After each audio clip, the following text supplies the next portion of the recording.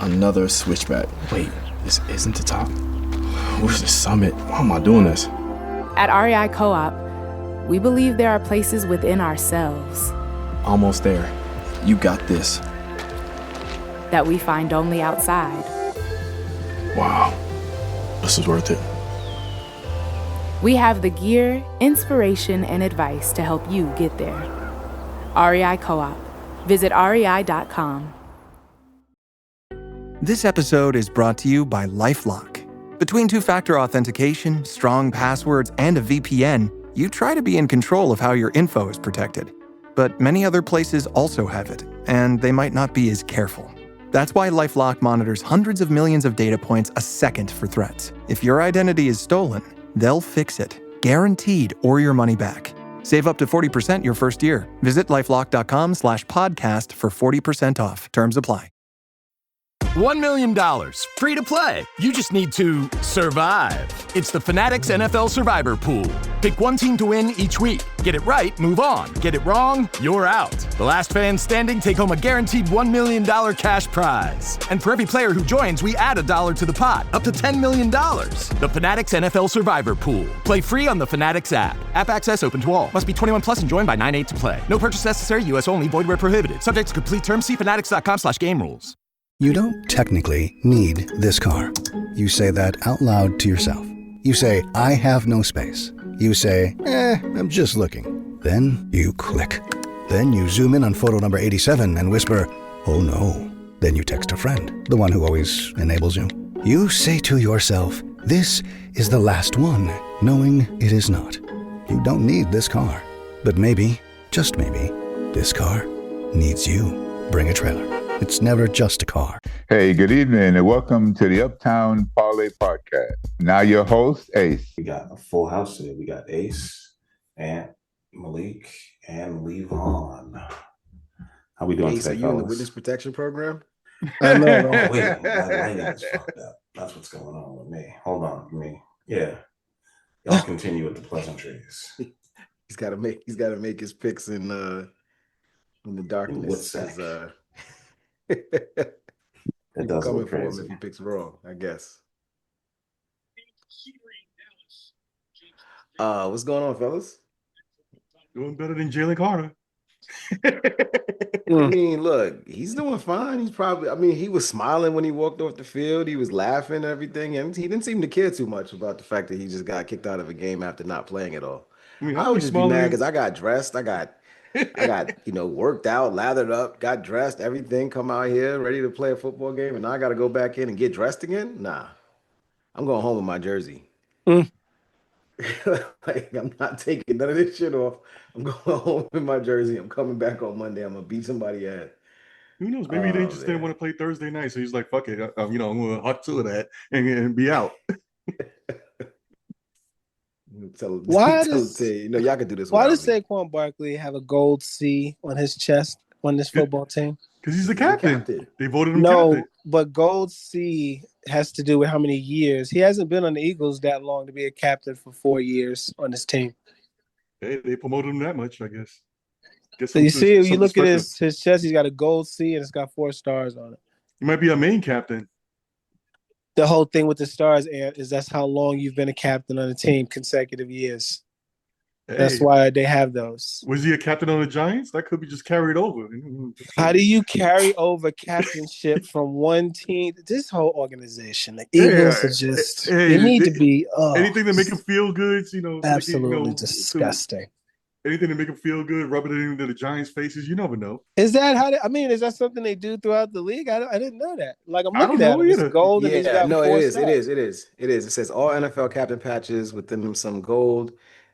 However, those with the captaincy in gold as well as the 4 stars are players that have been team captains for 5+ years. It doesn't necessarily mean that they have to be team captains with their own team. Oh, that sucks. That means he's a 5-star general. The whole point of being a captain is you were voted that by your teammates. And if you switch teams, then those aren't the same mates. So you get reset it back to the bottom? Teammates, you don't. Those are You don't debates reset that voted you everything. captain. What You lose all your gravitas and everything. You just lose everything. Just fall down. It's not like back it's to not zero. like being in the army and then going to the Navy. Yeah, It's you still feel all the me? same That's branch. kinda It's like- still the same thing. Turn back to a That's kinda- rookie and stuff like that. kind of like Start being over, an army general here and then going to France and being like, well, I'm an army general over here too. You start commanding soldiers and shit over in France or Germany. What are we doing? You're just mad because he left the Giants, man. Come on. No, I just realized that. I didn't know. is Maybe AJ because I Brown didn't look at other teams like that. But I didn't know that you transferred captainship. To answer your question, AJ Brown just don't want to play me in fantasy, so he say I'm going to have 0 points. It's not really fantasy. He's messing up as much as my single game parlay, but that's all right. I got the anytime touchdown on Hurts and on Saquon, so I'm good. Money in the bank. It's not the Super Bowl, so Jalen Hurts decided he's running again. He's back. Jalen Hurts back to normal. Jalen Hurts deciding to be Jalen Hurts again. So, 150 yards passing and 78 yards rushing and 3 rushing touchdowns. That's what I'm going to do. He's looking at AJ's like, this is not a contract. You don't need catches. About damn time. All right. That secondary Yeah, for Dallas is doing a heck of a job. I did take the Cowboys with the points, though, so I feel good game. about that.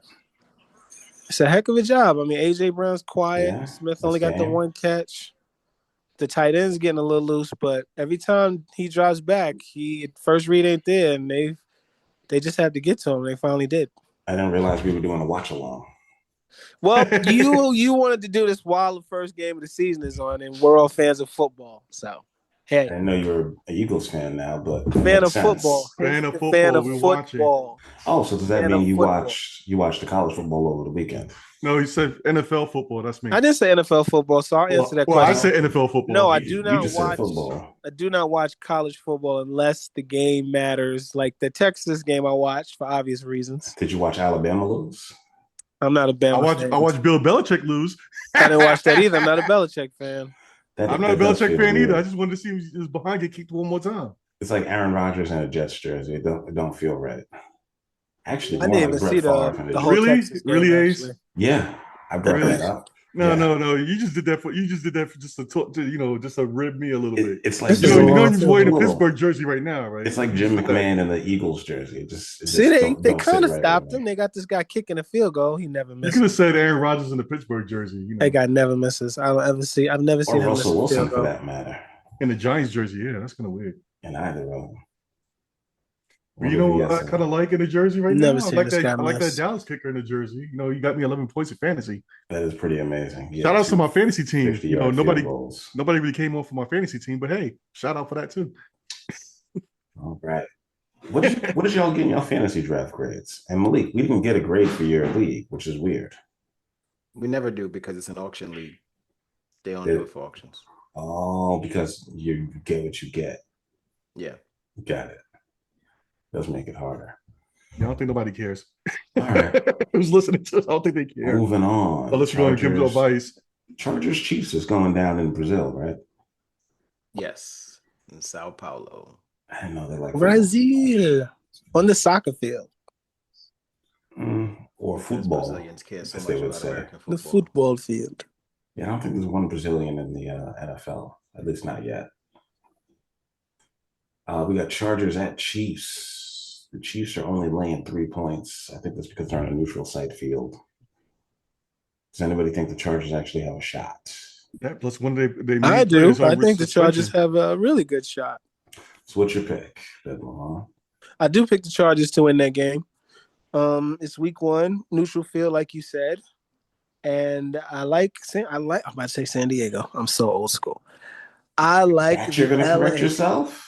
That you're going to correct yourself on. You keep calling the other team the R word, but you're going to correct the city word? That's what you care about? The city is what it is. That's hilarious. City is what it is. A geographic location. That's hilarious. It is what it is. You can't give power to a city. It is what it is. But words and labels and names and social constructs. The name of the city is literally just a label. It's just a label so you know where it's the name of the city, though. It is a place. It is more than just a name. It is a place. It's just a place you go. It is a place people live, where they, habitat and congregate. and represent. Anyway, Jesus. You always interrupting when I'm making my picks. Chargers. I like the Chargers. I think the Chiefs going to take a huge step back. I just do. They're older, lacking talent. The Rice kid's not going to be there. Kelsey's got almost 2 feet out of the NFL. And I think the Chargers put the league on notice tomorrow and beat Kansas City and let everybody know that they're going to be the new kings of that division. Okay. And you think the Chargers are going to do it? Yes, I do, sir. That's what I said, like 3 times. Do you know who their wide receivers are? One of them is the kid. God, I'm going to get his name wrong. And I don't want to say his ethnicity because I don't want to seem ignorant. But the white boy. And then Keenan Allen and who they brought back. That's so much better. Yeah, that's definitely better than what I thought you were going to say. Keenan Allen, who they brought back. I know who's throwing the ball, and I know who's coaching the team, and I know who's on defense. Who's coaching the team? Jim Harbaugh. And Jim Harbaugh has a way of making teams better when he gets there. And that's what he's done. Now. He's done that no matter where he's went. He has gotten the best out of his teams, and they have improved year to year. That's all he does. That's all he's ever done. So I think that continues. And they got a lot of talent, and they got more talent than they have played down compared to what their talent is over the years. But I think he gets that fixed this year. Malik, what say you? I like the Chargers to cover. I don't think they'll win the game, but I do like them to cover in this one. 3 points is not much to is not much to cover here. So I think the Chargers are, to Levon's point, these I don't know. Week 1 is always tough, always difficult to judge because you haven't seen these coaches haven't been able to scout against their opponents. They don't know what type of offense they're gonna see, what kind of new wrinkles on defense they're gonna see. So it's just talent on talent, and because of that point, I feel like these games will tend to play closer than you expect on a regular basis until the talent wins out. And I think eventually the talent of the Chiefs will win out in the end. But to Levon's point, I don't think that the talent disparity between the Chiefs and the Chargers is very large at all. I think the Chargers are right there with them, top to bottom. They still boast the best. They had the best scoring defense in the NFL going into at the end of last season. So that's definitely something to ring up to ring in their favor. The Chiefs did have problems on their offensive line. They're starting a brand new offensive tackle, left tackle. Out of Ohio State. Josh Simmons. Yeah, Josh Simmons out of Ohio State. So we'll see what he's doing on his very first game. We know that Travis Kelce is, newly engaged, but he's still a 35-year-old tight end. And he's still a major piece of their offense. And Rashee Rice isn't playing. So all of those things kind of lean me in the direction of the Chargers being able to keep this game close. I also expect, because I did hear that there were complaints, I believe last year, about the state of the field that they're going to be playing on, and how that field was not really well sodded, or just well put together, and that probably leans then towards a more run heavy game script. So look for the Chargers to benefit there as well with their 2-prong rushing attack. Although I did hear this morning that Omarion Hampton's going to start, so it looks like Najee Harris, because he was coming back from the injury, he may not be starting. So it may be more Hampton specific, which we'll see what happens with that. So as long as it's stage 3, I like the Chargers here to cover, if not win outright. But I think the Chiefs should be able to win this game, something like 24-23, something like that. That's interesting. This is my first lock of the week. I got the Chiefs covering and crushing the Chargers overseas, which is someplace they haven't played before. They haven't played overseas, and they haven't played in Brazil. And the Chiefs had to play a game, I believe, last year in Germany. So they've dealt with the travel before and the time zone difference, and like being able to prepare for a road game like this and open up the season on the road is something which counts as a Chiefs home game, which kind of sucks for them and their fans. But, that's what happens when you lose the Super Bowl. But I'm going to take the over, which is 46.5. I expect the defense on both of these teams to be bad. The best pass rusher for the Chargers is Khalil Mack, one of my favorite players, but he's kind of getting up there. He was contemplating retirement. They talked him out of it, gave him $25 million to come back and rush the passer. They cut Joey Bosa. So I'm looking at the Chargers defense, and it's really Derwin James and him, and I'm not seeing much else from them. So I'm going with the Chiefs, whose defense was actually pretty good outside of the Super Bowl, where they just kind of got demolished. But that Eagles team last year was on a mission. So we will see. And what you got to say? Yeah, I'm going with you the same way. I'm going to quit. This is not only going to be my lock of the week type of thing here. I'm definitely going with the Chiefs. I'm definitely going with the over. One thing that the Chiefs was doing that a lot of teams wasn't doing, they was playing the actual starters, even in the third game. You saw Mahomes was playing and stuff like that. So I think they're going to be ready, unlike most of the teams, especially tonight's team. They're going to be a little bit more ready to go lockstep in. That's one thing that the Chiefs don't want to do, what Andy Reid definitely don't want to do. When a team is lost the Super Bowl, they usually fall off. They a little bit different, in my opinion. I think they're going to try to turn it around, try to win this year a little bit more. They're going to be a little bit more hungrier now that they're not the hunted anymore. They're doing the hunting. And I can see a lot of Travis Kelce and a whole lot of Taylor Swift is showing up in that show as well. I call it a show because that's basically what it's going to be. It's going to be a whole lot of Taylor Swift panning into the camera. But anyway, just like I said before, I'm going with you, Ace. I'm going to take the over on this. Give me Kansas City. Make this my lock. All right. Moving on. Buccaneers at Falcons. Levon, your home team. The Falcons are 2.5-point underdogs. Who are you taking? Just make sure that people know that just the home team means I actually live in Atlanta now. I do not root for the Falcons. No, you say now as if you haven't been there for like a decade. We'll never root for the Falcons. As my namesake just broke one in this game. It's what we Sanders do, but anyway.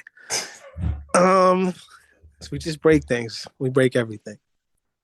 I don't know. This game, it's like Malik said, is very true. Trying to predict week one, trying to predict football is hard enough, outcomes and all that stuff. But week one is even harder. Who would have thought last year Minnesota would have did what they did out the gate? And, the Falcons have a young quarterback who hasn't taken a true meaningful snap yet, in my opinion. He'll get his chance. They say he looked good all through the preseason. I didn't see one Falcons preseason game or follow them at all. The Buccaneers are the best team in that division. They were last year. But the Falcons are a team, and I said this when we were picking division winners. They have a team from top to bottom that is probably the best in that division. It's just they have players who have not done or proven it yet. And it's hard to go with a team like that if you're not already a fan of that team and can, say, oh, yeah, Pitts is going to be the top 3 tight end in the league and Penix is going to throw for 4,000 yards. If you're not a fan, you're just like, these kids have done nothing yet. So it's easy to say, Tampa Bay is going to win that game. But I'm going to go with the Falcons because I think that their team is primed and ready to go. And if they're going to make a statement, this would be the chance to do it against the team that is the incumbent in the division and everybody's favorite, and they're picking them. You come out week one, chance to make a statement, and I do like their roster. And I think if they want to make a statement, this is the time to do it. So we'll see. But yeah, I'm gonna go out on a limb. I was gonna say Bucks, and I think I talked myself out of it. But I'm saying the Falcons are gonna win this game.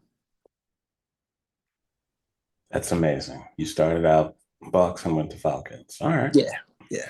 I like how you rationalize that in your own head. Talked about the game, talked about your pick, and then went the other way. Malik, what you got to say about this one? I like the Falcons here as well as the home dog. Again, this is another one that I think trends in the direction of close game between two teams whose respective talent levels are right around each other. I do give the edge to Baker Mayfield at the quarterback position, and that's why I believe the Bucs should win the game. But I don't think it's a blowout either way. I meant to look back at the scores of these games when they played each other last season, but I think the Falcons gave them gave the Buccaneers troubles. If not beat them outright both times. Granted, both times were with Kirk Cousins and not Michael Penix, but Penix is definitely an upgrade, or appears to be an upgrade over Cousins, over the version of Cousins that we saw last season.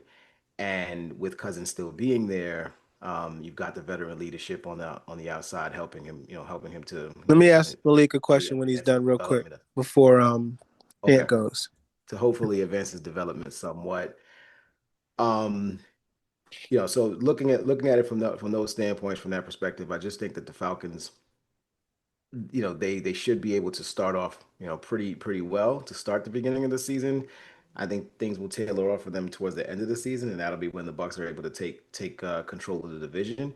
But I think to start out, I'm definitely feeling Falcons cover, if not a Falcons outright home victory against the Bucs team that is good, no doubt about it. But they're pretty much are who we think they are, and they are who they've always been. No changes, there's nothing special about them year over year.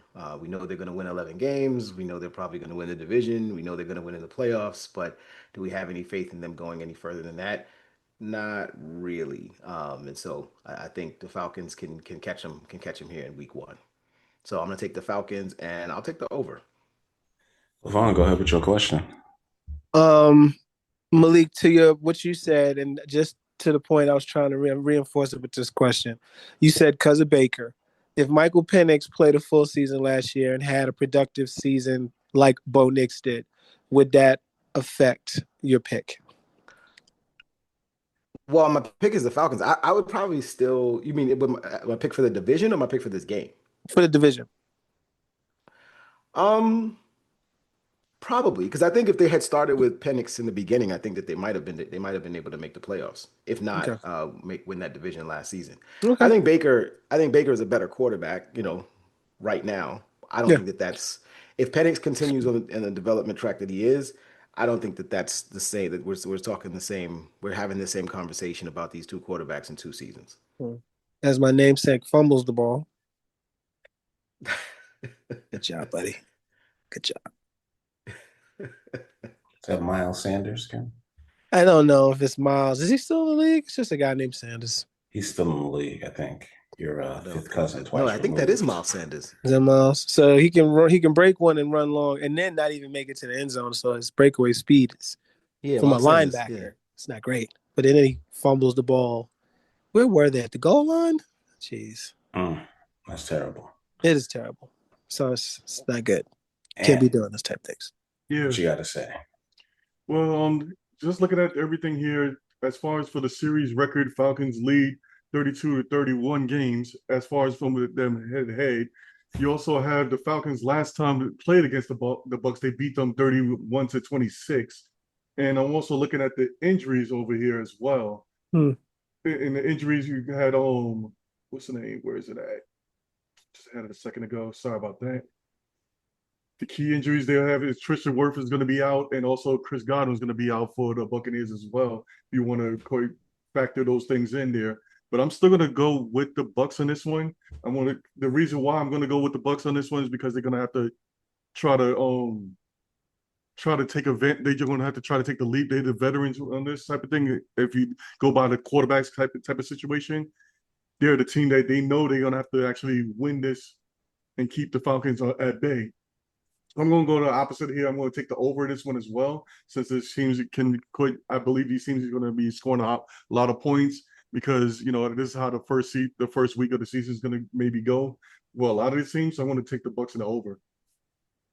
All right. I like that pick. I like that pick a lot. I'm going with the Falcons. I'm going with the Falcons because I think Michael Penix is going to have a much better second year than he did the first year. He's a much older quarterback, so he got to play a lot in college, and he got enough starts last year in the NFL to see what it was about. And I think, point blank period, the Falcons are the best team top to bottom healthy-wise because they're starting out without Tristan Wirfs already. And also, I believe the Buccaneers have lost Shaq Barrett, so they don't have much of a pass rush going for them either. The Falcons lost Grady Little. I believe he's on the Chicago Bears, their defensive tackle.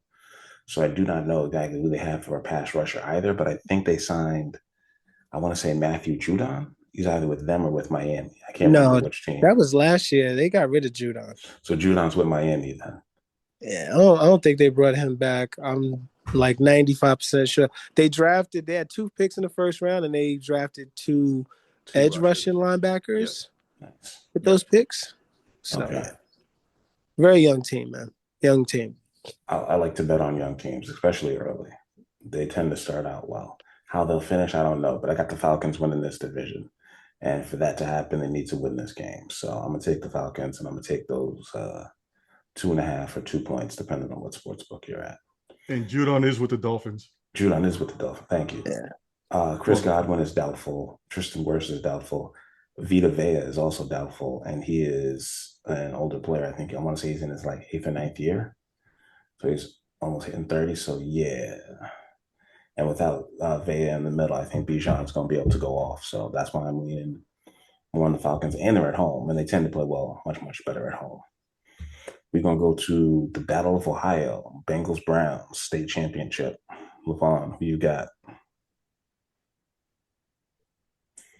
The Browns are getting 5.5 points on the road. Oh, the Browns are at home. They're getting 5.5 points. And 115-year-old Joe Flacco is going to be playing. Levon, are you there? I am here, man. I'm listening to you. I was looking at this game as probably one of the more interesting ones. Plays right into all the narratives. Cincinnati starting slow. Cleveland, all of the drama surrounding the backup quarterbacks on that team. And you talk about Flacco, but he's a vet. He's consistent. He knows what to do. He will make few mistakes unless forced into him. Will the Bengals be able to do that? Cleveland's at home. Screams upset. It just it says, that the Bengals go in there and they lose that game. But I think the Bengals win that game. I think Cleveland doesn't have a whole lot of talent. That's obvious because they're always picking high in the draft as is. And Joe Flacco is old, but I think Cincinnati's tired of that narrative. When people start talking about something enough, things usually tend to go the other way. And I don't think Cincinnati is going to start out 0-2 this year. So I think on the road, they're going to get the win and beat Cleveland in Cleveland. Malik, you up next. Browns. So Cincinnati's won and covered the last 3 games in this matchup, obviously dating back to previous seasons. And home divisional dogs are 18-4 against the spread in week 1 since 2012. So there's a pretty good statistics in both directions, depending on where you lean. I'm going to lean towards the Browns here.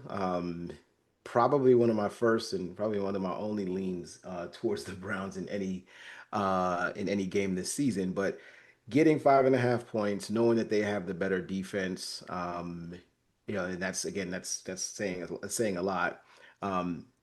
And believing that at the very least, if there's any opportunity for the Browns to score some points and to make some things happen on the offensive side of the ball with 40-year-old Joe Flacco, it's at the very, very beginning of the season.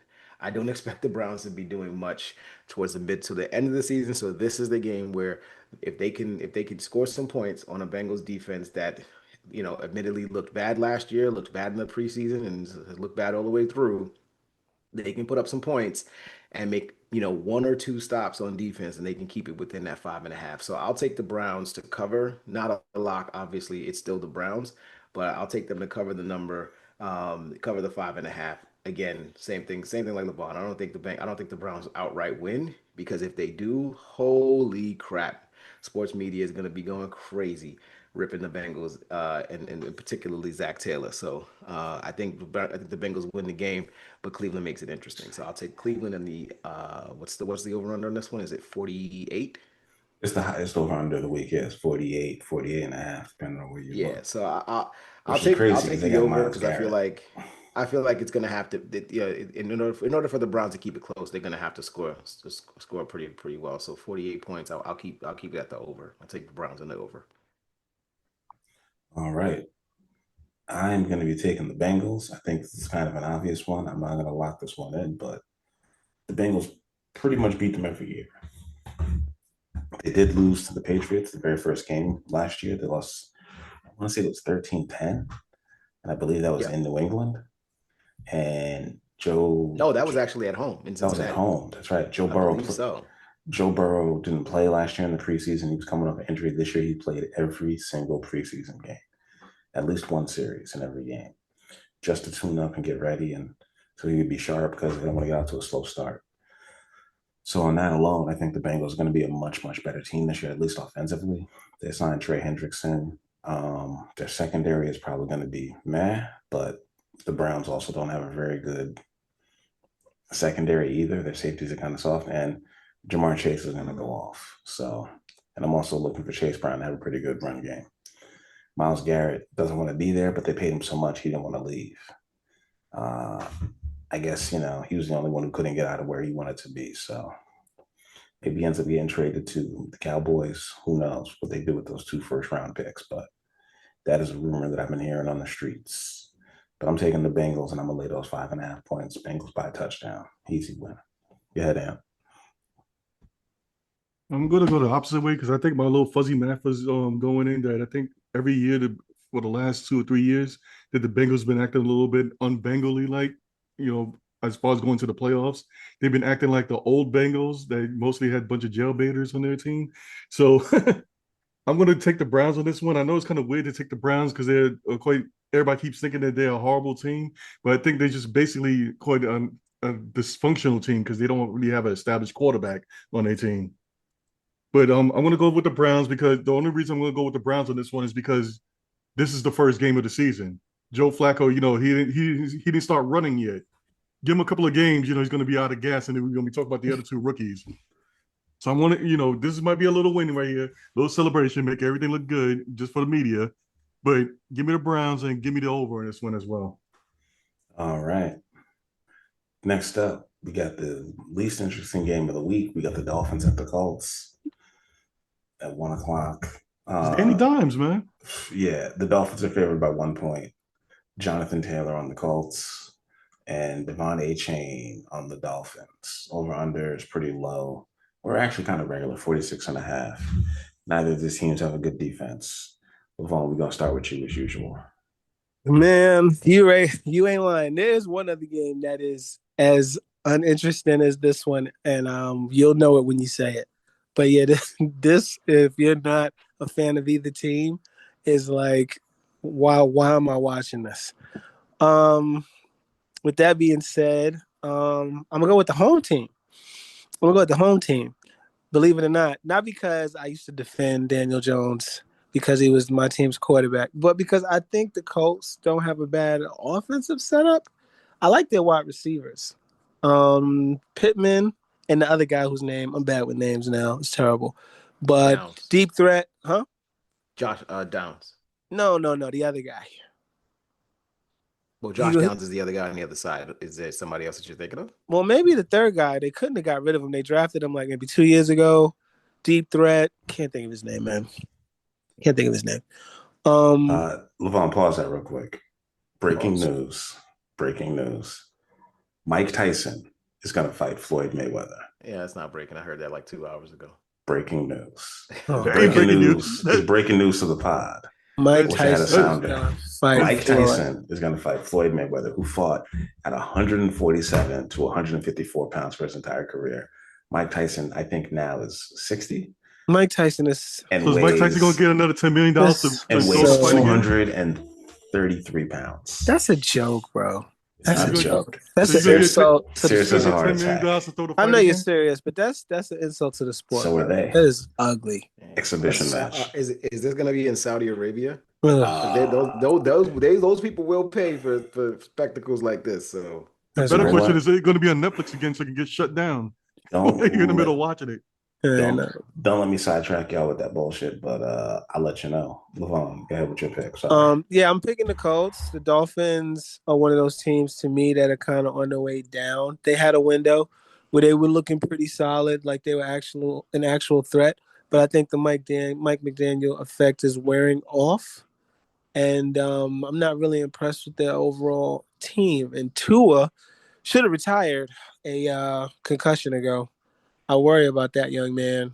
He's taking too many hits, and don't know much about their offensive line protecting him, but it's football, and I just think he should really consider that because he's taking way too many hits, and it's well documented to even the layman that he's putting his future health at risk going out there like that.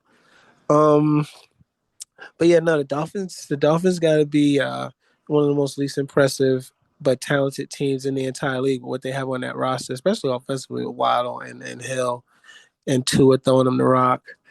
They got some players on defense like number 15, but they just, I don't know. I don't want to say soft because these are grown men playing the game, and I could only wish that I could be in that kind of shape playing the game, and I'm not doing it.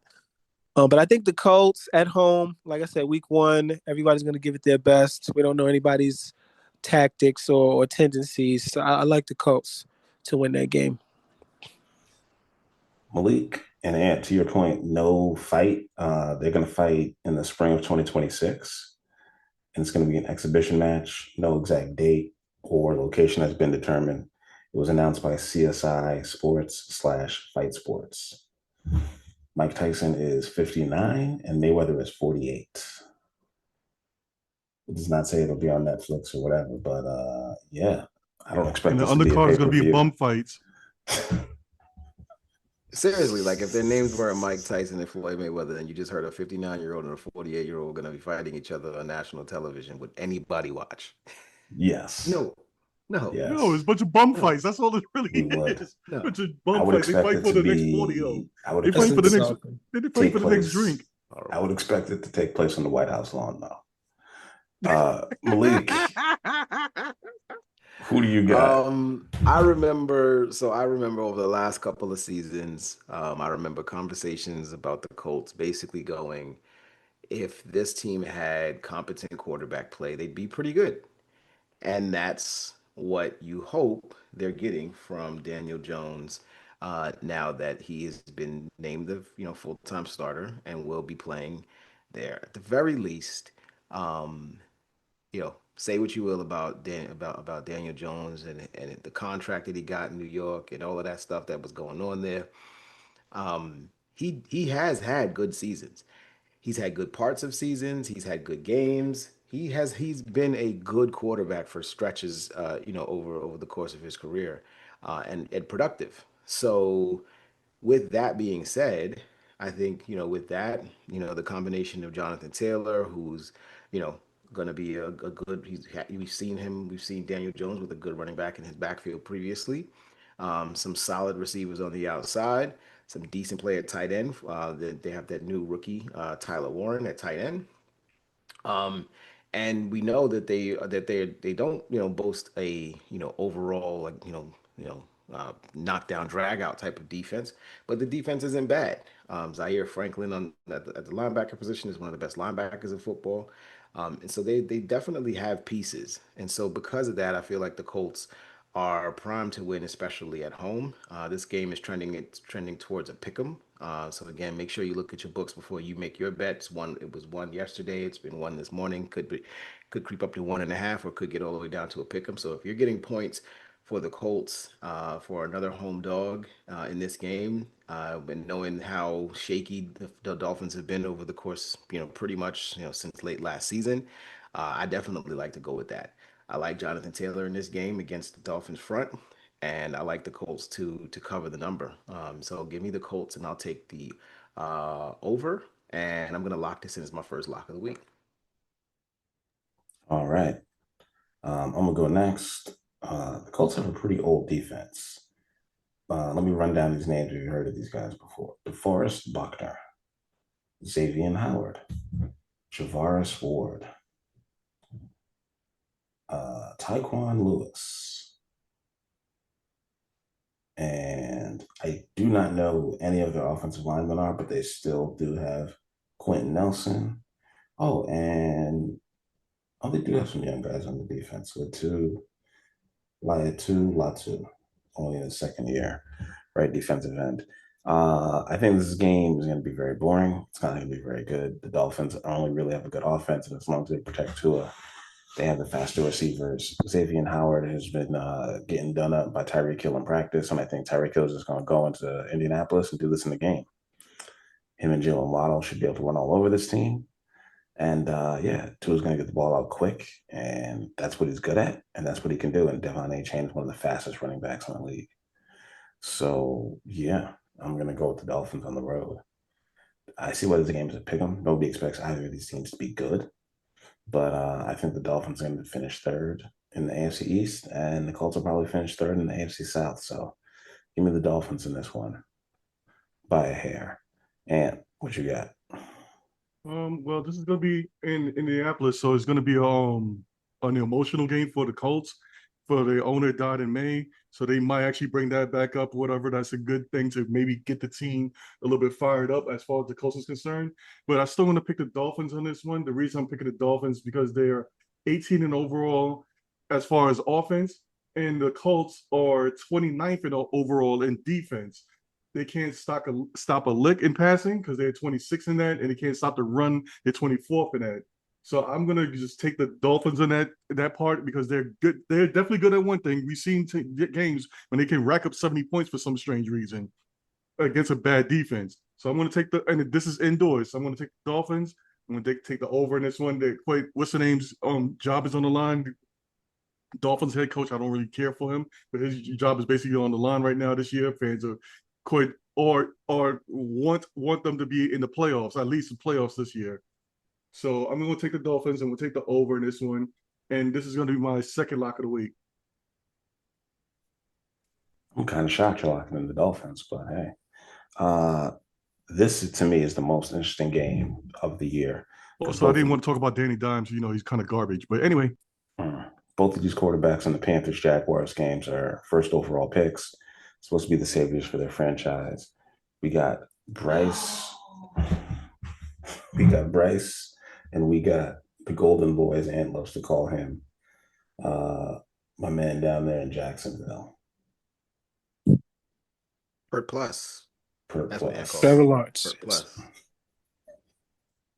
Pert Plus is a good Pert Plus. What? His actual name, though, Ant, is Pert Plus. We just said it. T-Law. We'll just go with that. Levon, what do you got? Panthers getting 3.5 on the road in Jayville. And the wide receiver I was thinking of is Alec Pierce. Thinking about the Pierce. So Pierce, Downs, and Pittman. Not a bad trio, young receivers. This game, I'm not impressed with Carolina's team. They are devoid of talent. Like, truly devoid of talent. They might have a quarterback, after that horrible trade. They might have a quarterback. Bryce Young might turn out to be, something after it looked like he was a complete bust after, I guess, his first year and a half. Trevor Lawrence and the Jaguars, I'm on record as saying I'm impressed with this team. So it's pretty easy to see where I'm going to go with this. They're at home playing against a Carolina team that I think will probably be one of the top 3 worst teams in the league this year. I like the Jags, man. I don't see why they're not better than what they are.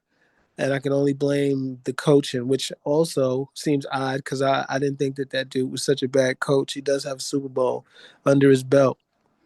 But I like the Jags at home. They got a lot of talent on that football team, a young, talented football team in a winnable division. But, yeah, week 1, tendencies unknown. But, Carolina's bad. So give me the Jags to win that game. Did I say Tennessee? Carolina. You know what the Jaguars' record was last year? Like I said, I know the record does not match the talent. Maybe this Cohen guy can get that out of them, but it's a talented football team on both sides of the ball, filled with high draft picks and, guys who are just not playing up to the standard of where they were picked. And, it wasn't that long ago. They made a run in the playoffs, and they looked like an up-and-coming team. Out of a young team, everybody's still on their rookie contracts for the most part. So it's just hard for me to believe that, that just went away. It's got to be coaching. It's got to be something outside of talent on the field when that happens. So I know their record wasn't great last year. Obviously, I know that. All right. The Jaguars were 4-13. They had the second overall pick for a reason. I understand that, sir. My team also, but sometimes things happen. Quick turnarounds do occur.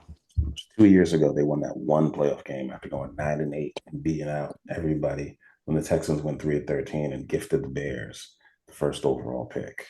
Shout out to Lovie Smith. Malik, who do you got? I'm rolling with Levon here. The Jags should be better. Both of these teams are kind of they're in like, I don't know what year it would be called of a rebuild, but the Jaguars are a little further along in said rebuild, especially on the offensive side of the ball. They've taken some swings and misses on free agency, and they've trended back towards just utilizing all the picks that they've had, all the high draft picks that they've had to select, high, talent players at the very least, from your Trayvon Walkers to now your Travis Hunters, Trevor Lawrence's. This is a team that on paper should have, at the very least, some explosive offensive opportunities within on that side of the ball, and a defense that should be able to at least rush the quarterback with Hines Allen on one side and Trayvon on the other. Yeah. Like this there's no reason that this team should be bad. I mean, you want to say a middle-level team, fine, but not bad. The Panthers are bad. The Panthers are still a bad team. They're just, they're not a great team. They're still kind of figuring out who the hell they are. It sucks because I do think that Bryce Young is a pretty decent quarterback, but he just doesn't have a lot of weapons around him. He doesn't have a great defense to lean on. And I honestly think 3.5 points is being kind of generous to the Panthers here because it's week one. I think at this game, if we had seen something from either one of these teams over the course of the season, this might be trending to, the Jags -6 or something along those lines. So 3.5 points, giving up if you're the Jags here. I'm not worried about that. So I'll take the Jags. I'll play it towards the under. I feel like Carolina has to show me what they can do offensively, but I'm going to believe that they can put up enough points to cover a 47 point, over under here. But I like the Jags, the under. Not locking it in, but definitely feel like the Jags are, should be moving in the right direction. And the game against the Panthers should be more than enough for them to do so. Fair. And what you got to say?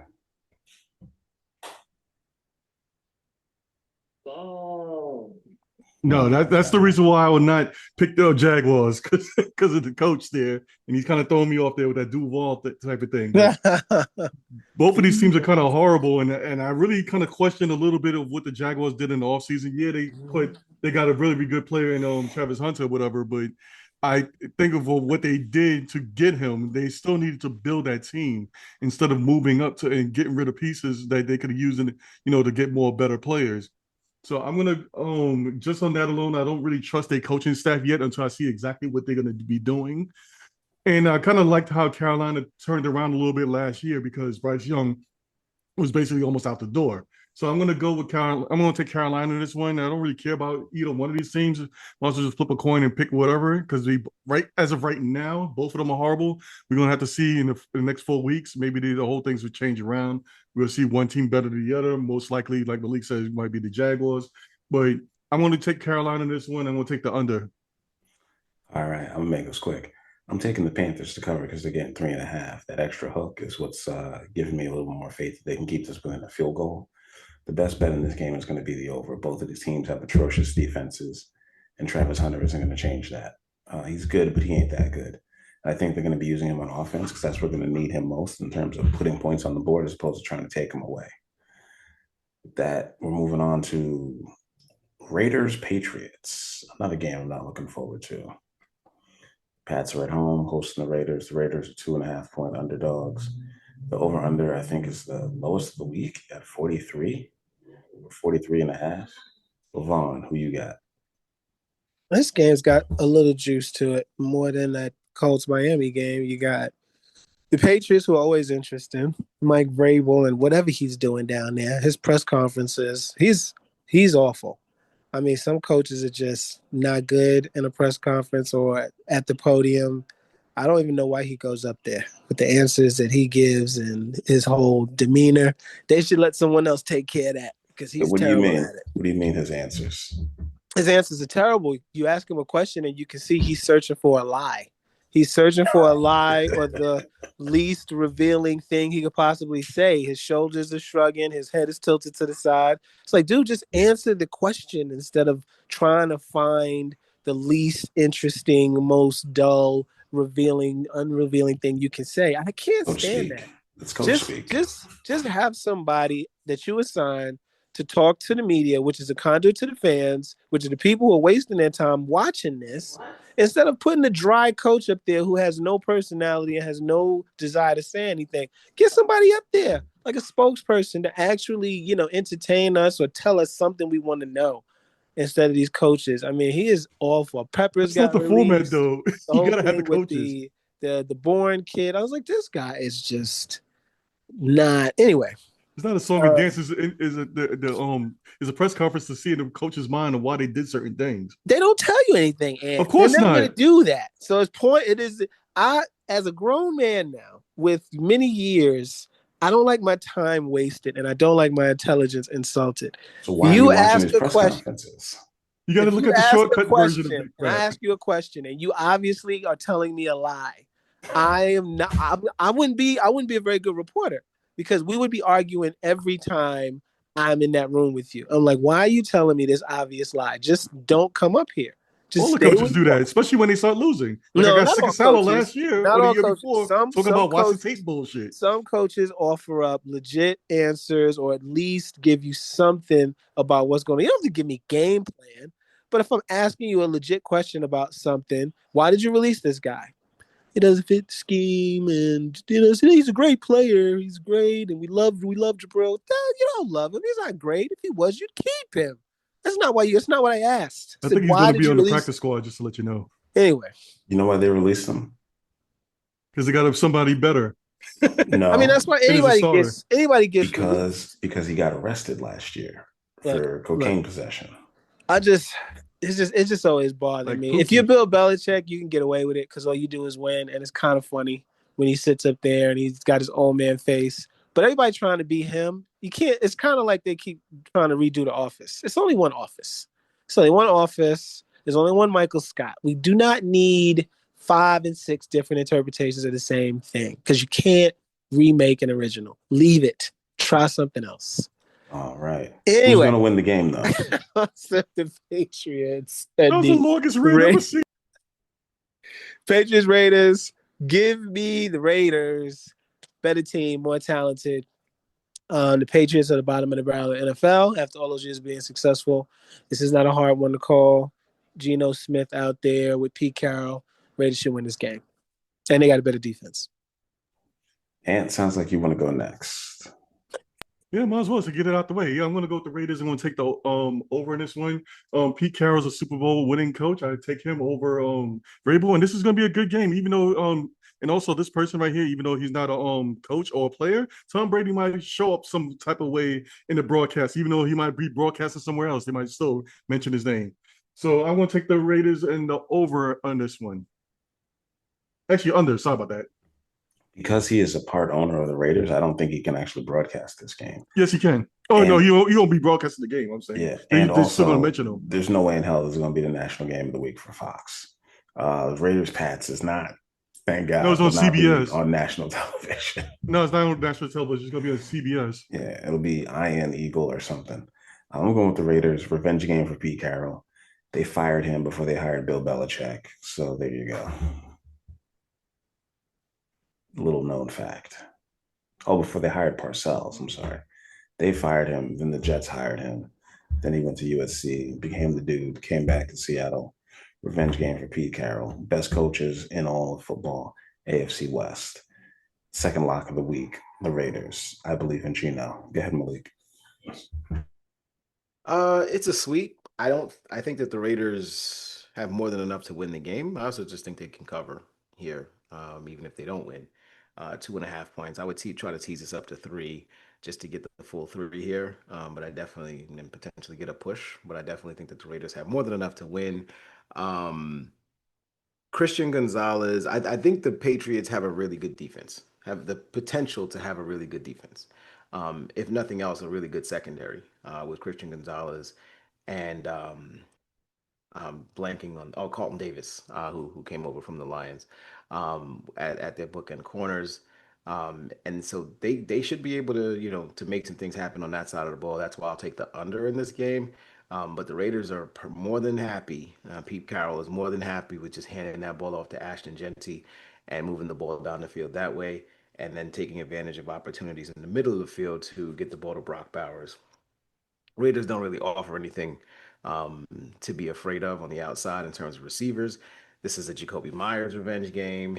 You mentioned Pete Carroll revenge game. This is the Brady Bowl. Like there's a bunch of reasons why the Raiders should be able to walk in here and get a victory. I am interested in seeing what Drake May can do in year two. But so I wouldn't be surprised again. I wouldn't be surprised if the Patriots won the game, but I think it just plays really, really close and low scoring as well. I think the best bet here is the under, in my opinion, which is at 43.5. So I would take the under on that one. But yeah, the Raiders and the under is where I'm going here. No lock, but the Raiders and the under. I like that. All right. This is what I'm predicting to be the least watched game of the week. We got the Cardinals and the Saints, two teams that I think are going to be probably the worst teams in the NFC. People saying the Cardinals are going to surprise us. I don't see that happening. I'm going to go real quick on this one because I don't think it needs to be talked about that much. I'm going to take the Saints at home with the points, both dome teams. I can't name a wide receiver. Oh, wait, there's Maserati Marv on the Cardinals and Trey McBride. So they got two guys they throw the ball to. You loved him last year. Marv, yeah, I didn't pick him up this year in fantasy, did I? He was, he's a little bit slower than we thought. He can get open, but he just doesn't get along with his quarterback. So it's a bit of a problem. Don't know if Homeboy's still playing Halo or Fortnite, but he's an older Gen Z, so maybe he's not as focused on his job as he was. He is still guaranteed like $38 million a year, although they colluded against him. So we'll see how much he really wants to lay it out there for the Cardinals. I'm taking the Saints, and I'm leaning on Spencer Rattler and them boys. Go ahead, Levon. This was the game I was referring to when you said the Colts-Miami was the least interesting game. I was like, no, it's Cardinals-Saints. This game has zero juice. I can't name either head coach either. Oh, shoot. Let me see if I can. Kellen Moore just got the job, and the one for the Cardinals, holy smokes. I have no idea. Defensive coordinator of the Eagles. Oh. Not a name. God. Not Steichen. What the hell is that? Steichen's about to get fired from the Colts. Steichen's the Colts. I don't know, man. Still can't name him. Anyway. Yeah, the Saints are terrible. The Saints are terrible. One of the worst teams in the league. And the Cardinals, they're gonna win the game. I don't even want to waste too much time speaking on this game, which is awful. But yeah, Marvin Harrison Jr. is good. He just needs a quarterback who can get him the ball, properly in the right spots. And Trey McBride showed out last year, and I liked him coming out when he was coming out. Just like I like the Buffalo tight end for my team, but we didn't get either one. So, but anyway, give me the Cardinals in this one. It's pretty easy. I think the Saints maybe win 2 games this year. Malik, who you got? I think any game starring the New Orleans Saints this year is probably going to be the least watched game of the season. And this is speaking from somebody that spent a lot of his formative years in New Orleans, and knows a lot of people who root for the Saints and root heavily for the Saints. And I'm one of those people. I root for the Saints whenever I get a chance to. But this is really, really bad. When you're a rookie, this was a situation that was perfectly set up for Tyler Shuck, for whoever the rookie was going to be, to come in and win the job. And so when the rookie doesn't win the job to Spencer Rattler, you got a real big issue. Now, that's not to say Spencer Rattler is a straight bum. I mean, he does have an arm. He can sling the ball, and he does have some athleticism, and he can make some things happen with his legs. So it's not to say that he's just absolutely horrible. He's just a guy, though, at the NFL level, and he's not really great at it. Their best offensive player is probably still Alvin Kamara, who's on his last legs in terms of being an explosive player. I'm sure he can still be a productive one. And all of the juice that may have been surrounding this team around their defense or around their offensive system just went out the window when the selection of Spencer Rattler became there. So I think this is a great opportunity for Kyler Murray and the Cardinals to get off to a good roll, especially offensively against the Saints defense. I'm rolling with the Cardinals here as well, and I'll lay the 6.5 points easily, and I'm going to make this my second lock of the week. I think the Cardinals roll here, roll pretty easily, get out of New Orleans with an easy victory that nobody's going to care about because everybody will say, well, you just beat the Saints, so it doesn't really matter. So I'm going to say the Cardinals. I will take the under, but I will lock this in as the second lock of the week. So you don't believe in Foster Moreau or Taysom Hill or your boy Cam Jordan, who's been there? Well, Taysom Hill's probably not playing because of his. Remember he tore his ACL like week 13 last season. So he's not likely to play at all. You know who they do have though? You know who they do have?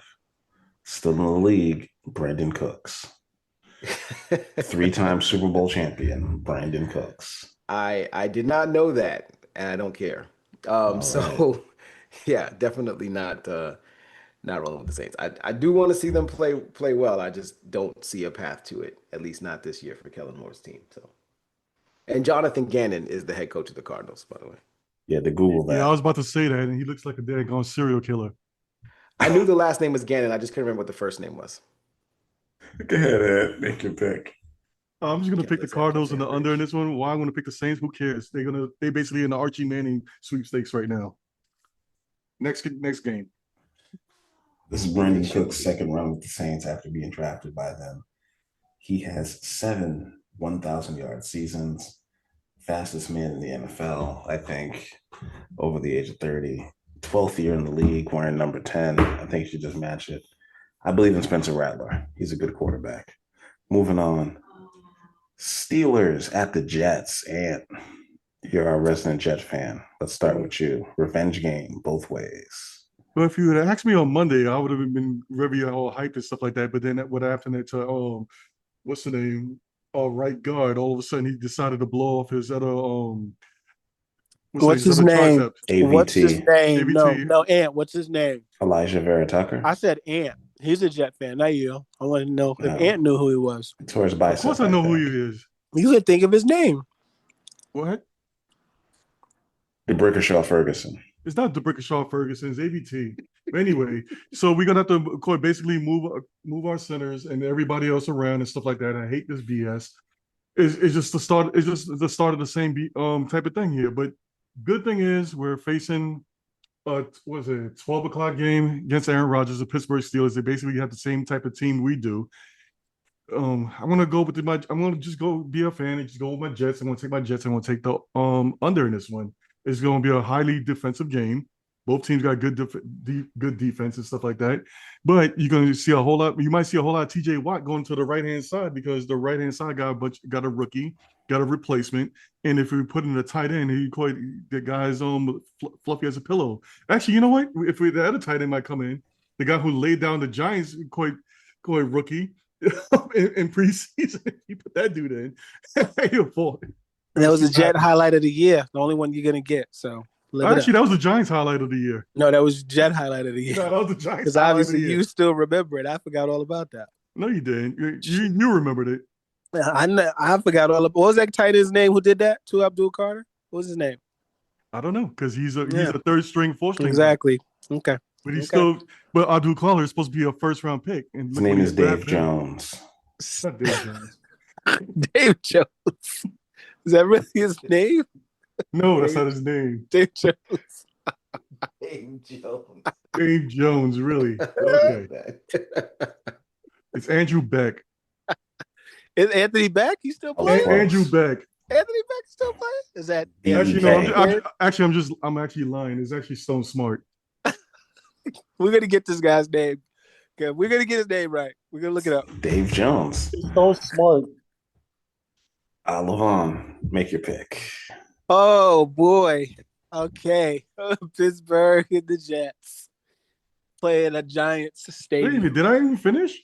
Did you? I'm sorry. Didn't you make a pick? You took the Jets. Yes, but I didn't even get to finish on this. I got kept on interrupting me. Poetic about that. It's football season, so now it's open season on these Jets. I try to be nice when it's off season, but it's open season. Go ahead, Ian. Go. All right, whatever. But anyway, the reason why I'm not picking Pittsburgh because everybody's going to be picking Pittsburgh, of course. But I had the experience over Aaron Rodgers last year, and I noticed his antique. Ancient offense that he likes to run for some reason. He only lines the players up. They don't do no motions or nothing like that. And he just fix whatever and he just throws to them. It didn't work when he was with the Jets, and I don't think it's gonna work here in Pittsburgh. But anyway, give me the Jets and the under. Levon. Well, here we go. The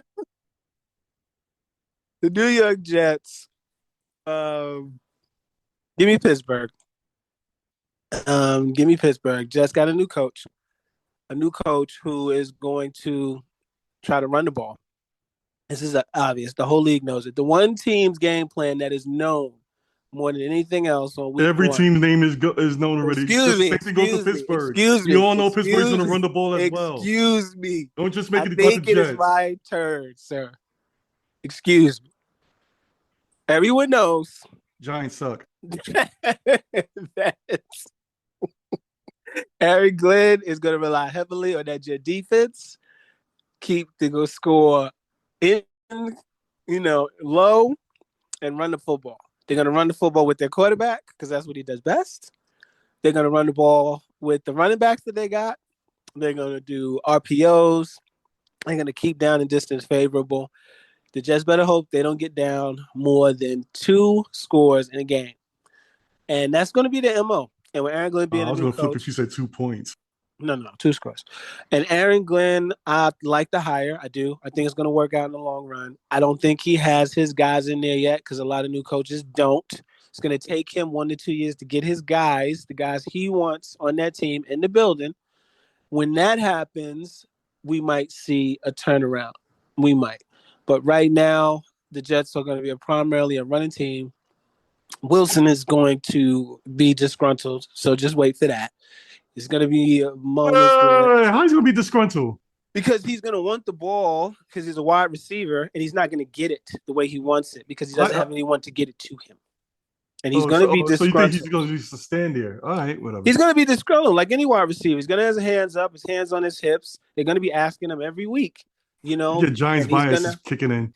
Look. Can I please finish?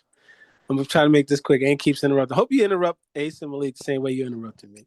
And Aaron Rodgers is about to turn it back to 2006 because he knows that team. He knows that team. He just left it. He is one of the players in this league that does hold grudges. He's not shy about that. And he would love to go into New York and prove he still got it and, destroy the Jets in week 1. And I think he will. I think the team is built for him to do that. Pittsburgh is more now ready to do that than the Jets. And I think they go into New York, they go into MetLife, and they beat the Jets by 2 scores. I do. I think they beat the Jets by 2 scores. I think that might be one of the most lopsided games of the week. So. Can we hold you to that? Yeah, that's my lock. That's my lock. That's one of my locks. I didn't say it. What about, okay. Oh, that's my lock too. You got to get 5. Just to let you know, that's my lock too. One of my locks. That's my third lock of the week. Of the week, right there. So, Malik, how many locks does Levon have for this week so far? Just one. That's his first. My first. Okay. I'm gonna make this quick. Aaron Rodgers is in his 21st year in the NFL, 2-year removed from a torn Achilles. I said that he was going to ruin Mike Tomlin's streak of winning seasons after 17 straight. They're going to have their first losing season with Mike Tomlin. The defense has 10 players that are over the age of 30. 10. Cam Hayward being the same age as Rob Gronkowski, who's been retired for 2 years, who's also the same age as Travis Kelce, who was born in 1989. Okay? They old.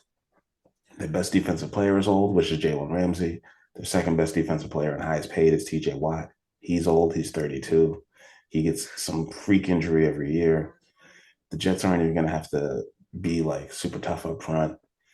The Steelers always find a way to mess up games on the road, and the weather's going to be super, super hot in the Meadowlands, and that stadium is terrible.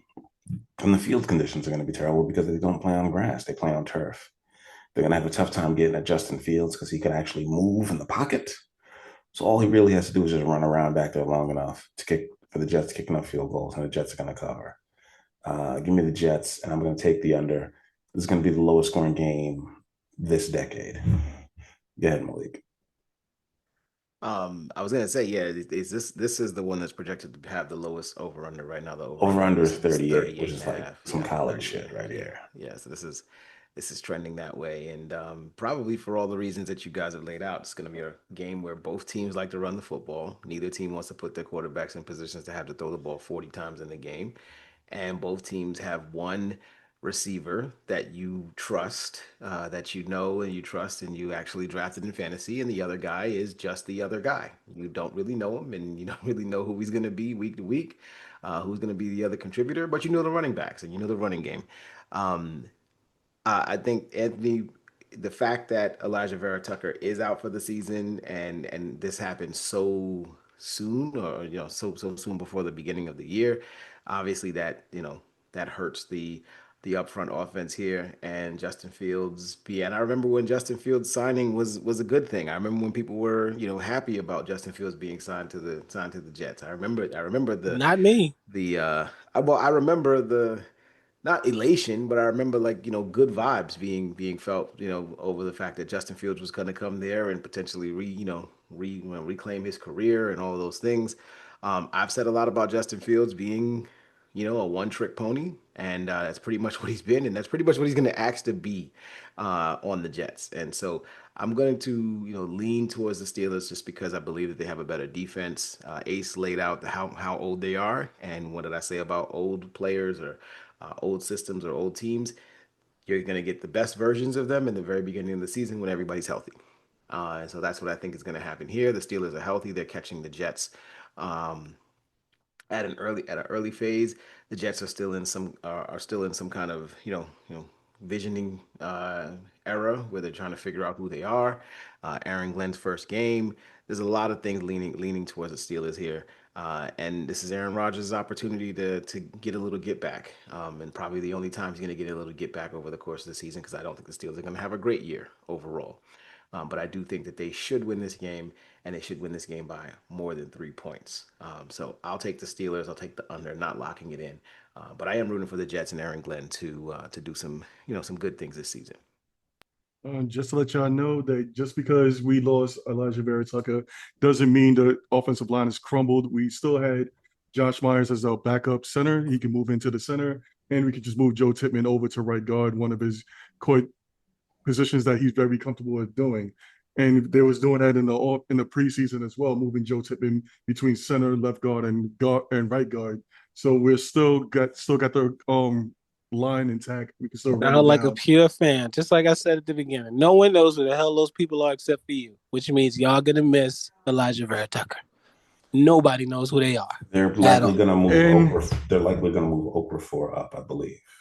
And look for rookie receiver Josh Reynolds. Yeah, he should be opening everything up as well. Mm-hmm. Who is that? As far as stretching it, Josh Reynolds. Jake. Okay. Josh Reynolds is not. Josh Reynolds was on Jacksonville last year. No, he wasn't. All right. I'm saying. Sorry, man loves his Jets. My fault. I'm saying Josh Reynolds is Aaron. No, that's my point. I know. I said what I said early. Look, just like how you have mismemories and stuff like that for being old, I got the same thing too. No, I get you. I'm not. It's what I was saying about young teams and the Falcons. Only you know who those people are. They've done nothing, so they're just guys. Those are just guys. Well, one thing I'm definitely hoping for is Mason Taylor to make a breakout. I know he's not really, he's the third tight end that was drafted this year. He's not really all that, in front, those other talking guys. About the third tight end now. He is expected to start. No, I'm talking about the third tight end that was drafted in this year's draft. But what's his name? Mason Taylor. Son of Jason Taylor. Got it. And the nephew of Joy Taylor. Put some respect on that man's name. LSU tight end, a star tight end from LSU, man. Nephew of Joy Taylor. Yeah, all right. Let's go. Joy Taylor has nothing to do with the NFL anymore. Yes, she does. And no, she doesn't. She just shows up on podcasts now making fun of Jason Whitlock. I mean, he deserves to be made fun of, so I've got her back 1,000% on that one. Hey, he made a weird joke and stuff like that, but hey, he's a creepy fat old dude, so he deserves whatever he gets. Crazy. I agree with Stephen A. Smith on him. That's what I call him, shit stain. Did we all pick this game? Did we all pick this game? Yeah, we did all pick this game. Moving on. For the Jets, 2 for the Steelers. And Levon, your team, the Giants at the Commanders. The Giants are getting 6 points on the road to open up the season. 45.5 over under total points scored estimation. Levon, what say you? I'm gonna be consistent. I'm gonna be consistent and not take the low-hanging fruit here as a fan. The Giants are a bunch of guys that only I know of and know where they came from and what they could possibly do. No one else in the league has any idea who is on this football team outside of the obvious. And the obvious would be Russell Wilson, Dexter Lawrence, maybe Brian Burns. Outside of that, my team is unknown to the rest of the league because they've done absolutely nothing. Washington is an older team than us, but they have proven players. Jaden in his second year is proven in the eyes of everybody else. He's very good. Terry signed and Debo is coming in. They got Tunsil protecting the blind side. Wagner's still going strong, making all pros at like 50 years old. And like I said, they've got guys that people know. They're fresh off of that serendipitous year last year where everything broke right for them. I think they'll take a step back. How much of a step, I don't know. But like every week one team, I think if like the Falcons, like I said, like Jacksonville, my Giants in the same boat. If those dudes are going to become more than just dudes and become names, they got to take a step. This is a chance to do it on the road against a team that was in the NFC Championship game and prove that, you are more than just a team with dudes, And can they do it? I hope so as a fan. Do I think they will? No. They're on the road. Washington's flying high off of the fact that they have their quarterback for the next decade plus. And the players that they have are still, for the most part, in the primes of their career. I think Washington wins this game. I think it'll be close. At least I hope it will be close. But I think the Redskins win this game.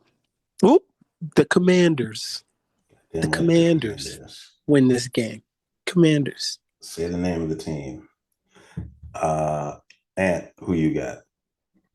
Even though the Giants do have a good defensive line with Abdul Carter, Brian Burns, and Big Mouth Kayvon Thibodeau, I'm still going to have the Washington Commanders beat fire out of the Giants. So I'm going to have the Washington Commanders in the over. So they're going to have a big beatdown, and LeVon might never talk about them again. And make that my fourth lock of the week. Wow. Beatdown. I got the Giants in the backdoor cover. I think they're going to have a lot less turnovers because Russell Wilson is going to play mistake-free football and he's not going to take a lot of chances. I think Brian Daboll is going to work to his strengths until he's ready to put in the rookie because I think he's really just there as a placeholder. I think the Giants are a 6 to 7 win team at best, but they are going to play a lot of close games because of their defense. The problem is their secondary is still pretty trash. The problem for Washington is that they can't run on the Giants because if they do, Jaden Daniels is going to get lit up like a goddamn Christmas tree in Times Square because Abdul Carter is just going to be spying him the entire game, and that's why they drafted him. So the quarterback's not going to be able to run, and as much as I like my guy Austin Eckler, he's a great pass catcher out of the backfield. RPOs with him are not going to be great, so we will have to wait and see on this one. I've never heard of the backup, which is Chris Rodriguez. The rookie is third, and the backup quarterback is Marcus Mariota and then Josh Johnson, who is somehow still in the league, collecting jerseys and checks. The Giants are going to cover because they're getting 6.5, and I'm going to take the under on this one. The defense is going to prevail. Laramie Tunsil got let go by the Texans for a reason. I believe he's cooked. Because if he was good, they would have kept him for their star young quarterback. But they let him go, and Washington overpaid. So I think the commies are not going to cover on this one. So Giants backdoor cover. Go ahead, Malik. Let the conversation about Jackson Dart starting for the Giants begin. I think this is probably game one of the conversation starting to happen across the New York media space about whether, when, and when, how soon Jackson Dart is going to get out there. Look, the one thing that we do know about Russell Wilson is that, to your Ace's point, he doesn't turn the ball over. He plays relatively close to the vest, and he's not. And he can throw the moon ball pretty well. I think Malik Neighbors is obviously a really good receiver, and could be a superstar one day if given the opportunity and the right quarterback play. But I'm really excited to see what Jackson Dart is able to do, once he finally gets into the game. And I'm less excited about this offense with Russell Wilson as the quarterback. I think that's just plain and simple. And the Commanders are going to be able to score points. I agree with Levon here. We don't know. There's a lot of names on the Giants side, on the Giants defense. We haven't yet seen that group mesh. And while I do believe that eventually they will gel and they will become a unit to be reckoned with, I do think it'll take some time. These guys are young. They haven't played much together, and there's going to be there's going to be some growing pains that are going to happen for that defense, and during the season. So I definitely feel like the Commanders are just they're the more seasoned team. They went through they went on a run last season that I think definitely gave them the confidence, to be able to come out and play against just about any opponent, and they should be able to step in. And while I do think that Jaden Daniels, there's a possibility for Jaden Daniels to take a step back. This guy was a 5-year starter in college. He did not come into the NFL as a unseasoned guy. I don't think he's going to have this type of second year slump that most young quarterbacks do. I do think he'll be perfectly fine going into his second season, and I think the Commanders should be good at least in this game. So I'll take the Commanders and the under as well. I don't like this as a lock, but again, I will be listening to ESPN radio, ESPN New York radio come Monday to hear the conversation within the New York media about when and if Jackson Dart is going to get the start and how soon that's going to happen. So I'll take Commanders and the unders as well on this. Francesa is going to open up at 45 minutes of that on Monday. It's going to be the first thing he kicks it off with. I promise you, either that or the Yankees going into the playoffs. But I'm assuming it's going to be the Giants, unless the Jets come out and really whoop the Steelers' ass. And then unless the Jets come out and do something stupid. That's the only reason you'll talk about the Jets. No, well, that's true. He does tend to kill them. Although Mad Dog might praise the Jets, they beat the brakes off the Steelers. And then it might be like, did the Steelers make a mistake by signing Aaron Rodgers? That'll lead first take to Titans, Broncos. Broncos are at home. This is the biggest spread of the week, not counting tonight, which is delayed due to lightning, I just found out. Titans at Broncos. Broncos are laying 8.5 points to the Tennessee Titans. And Cameron. He wants to be called Cameron Ward now. No longer Cam. Cameron Ward, starting quarterback of the Tennessee Titans, over under 42.5. I'm going to go first on this one. I'm locking in the Broncos as much as I don't like them. Tennessee just doesn't have the horses, I don't believe, to win this game. The Broncos have a really good defense, and a starting rookie QB to go on the road and win a game like this is unlikely. And it's really less to do with him. It's more the fact that all they really got to do is cover Calvin Ridley. And they have Patrick Surtain Jr., who's one of the best cover corners in the league. It's really him and just Stingley in Houston. And yeah, the Broncos can take Ridley out of the game, and I don't really see them being able to do much else. Tajay Spears is a pretty good running back, but it's not going to be great against the Broncos defense. I don't think the Titans are going to score much. Expect it to be a low-scoring one. It may hit the under at like 27-7, 27-10. That's my prediction for the score. Lock in the Broncos for my third lock of the week. Go ahead, Malik. Go ahead, Levon. Sorry, move on. You forgot about Sauce Gardner, man. You said Stingley and Surtain. Dihe, Loke Dihe. You don't think Sauce is up there anymore? Jadi, Sakur Jadi. This is a lock for me. You got the rookie QB and everything Ace said. Rookie QB, first game going on the road against that defense in Denver. Yeah, it's not going to be good for him. If they go in with a game plan to protect him, do kind of like what Washington did with Jaden Daniels in his first couple of games, which is heavy run passes, horizontal of the line of scrimmage and behind it, a lot of screens to wide receivers, screens to the running backs, RPOs type stuff. Protect Cameron Ward. Don't put him out there and expect him to go all Joe Montana, Dan Marino in week one. Then they could keep it close and respectable. But if they don't try to protect him, if they want him to just go out there and sling it around, it could get ugly pretty quick. But I want to lock this one in. I got Denver. Malik, who you got? And I'll do the translation for those who don't know. That means I said what I said. Yeah, I'm pretty sure Ant's gonna sweep this. I don't want to speak for him, but I'm pretty sure Ant's gonna sweep this here. I'm locking in the Broncos here as well. I just think this is a bad spot for Cameron Ward and the Titans to start their season. Denver's defense is extremely good. We do know that already. Patrick Surtain is not just a good corner; he was a Defensive Player of the Year. So that's definitely not anything to slouch at. And the Broncos, are a team that's completely built in the image of Sean Payton and what he wants to run. This is a team he has his quarterback, he has his running backs, he has his receivers, he has pretty much everything that he wanted to have. And now the team is ready to take off under his stewardship. Now I don't know if that means they're going to win the division or win a Super Bowl or anything along those lines. I'm not trying to speak those things into existence, but at the very least, I think the Broncos have made he has made enough strides, and the Broncos have made enough strides that they should be able to come out and win a game like this at home when they're a heavy favorite. They should be given their respect at least for that situation. Now, when they have to play above board, and they have to actually play against teams that are on or above their level, that's when we'll see what they're really made of. But against this team on this Sunday at home, they should be perfectly fine. I'll take the Broncos. I'll take the over, and I'm locking this in as my third lock of the week. And who you got? Yeah, this is definitely a sweep. You got the Broncos playing at home in Mile High. You got quite a veteran head coach that has his team already prepared, going against a rookie. And what's his name? Brian Callahan as the coach. Oh. So I'm okay with picking against what's the name, the Titans right here.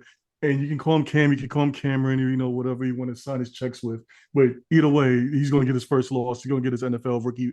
Welcome to the rookie moment. Welcome to the NFL rookie moment there. So give me the Denver. Give me the over in this one. All right. Actually, under. Sorry about that. Oh, under 42.5. Yeah. Next up, we have the 49ers at the Seahawks. Seahawks are starting Sam Darnold, or Sam Darnold as he's known in certain circles. Samuel.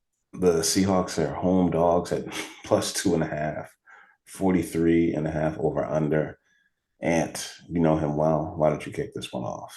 Well, Samuel is going to have to face against the Robert Saleh defense. So I'm going to have to go with San Francisco in this one a little bit. I'm going to take the under. Actually, you know what? I'm going to go the other way. I'm going to take Sam Darnold, and I'm going to take the under this one. This is going to be in Seattle. And Sam Darnold has actually shown last year that he actually has matured as a quarterback to be a good starter right here. And as of right now, 49ers are still trying to recover for all their injuries and stuff like that. And I also heard that CMC was actually pulled out from practice or whatever. So, he might be up and down in that game as well.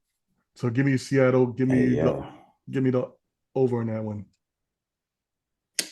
Pause. Levon, who you got?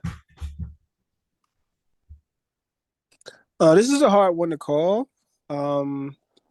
mostly because will we see that is terrible, awful, reacting to the Cowboys' inability to get to the quarterback. Michael Parsons, where are you? Will we see Sam Darnold prove that he has turned his career around, a la Baker Mayfield? And will he continue to be a competent, functional NFL quarterback for the Seahawks, or is the shine off that pig? And does he turn into the Sam Darnold we all knew and liked to make fun of when he wore gangrene. We don't know. Hence, it's week 1, and we have no idea. But I'm gonna go with Seattle in this one. I think I'm gonna be optimistic, and I'm gonna say, he does prove. Oh God, Michael Parsons, where are you? He he does show that he was worth the money they gave him, and he turned his career around, and he's now, a competent, good NFL quarterback. And I think Seattle wins this game. A lot to do with fact that San Francisco does have a lot of questions when it comes to injuries, especially with McCaffrey, who he might need to call it as well. His body's just not responding like you would want it to respond to the NFL. He can't seem to string seasons together where he's healthy, and the position he plays is not one for the faint and the light in the tail. A little distracted as a punt happened, and I thought it would never happen. They got him to punt, but yeah, give me Seattle. All right, I'm locking in the Niners. This is the easiest lock of the week. This is my 4th one. Locking the Niners to go up there, ignite this rivalry. Mike McDonald is on his way to getting fired as the Seahawks head coach. They never should have got rid of Geno. Sam Darnold is not that good of a QB. Credit Justin Jefferson and Hawkinson and Jordan Addison. Jackson Smith and Jigba may be ready to be a number 1 receiver, but it doesn't have a real quarterback to throw to him. Locking the Niners, they still have a very good pass rush. They got Nick Bosa. They got Eric Armstead. They'll be all right. Go Niners. You don't believe in Samuel? He's No. Samuel, man. No, I do not believe in Sam Darnold. Go ahead, Malik. He brushes his hair, to the side, And Brian Robinson Jr. is there to replace him at running back, which is why they made that trade, because they knew they needed somebody. Exactly. That's exactly what I was going to say. This is the reason why you get Brian Robinson Jr. so that in the event that Christian McCaffrey can't play or isn't 100%, that you have a capable running back behind him that can, go ahead and take the carries and even, potentially get some catches out of the backfield. They also have Garendo. We've seen this offense, especially the running offense, do pretty well. Even in the absence of Christian McCaffrey, they still have a pretty decent offensive line up front, and the receivers, even though there's nobody on that that groupings that you write home about. We saw Jawan Jennings, who just signed his contract and has has every reason under the sun to have a good season. Ricky Pearsall is 100% healthy coming into this campaign.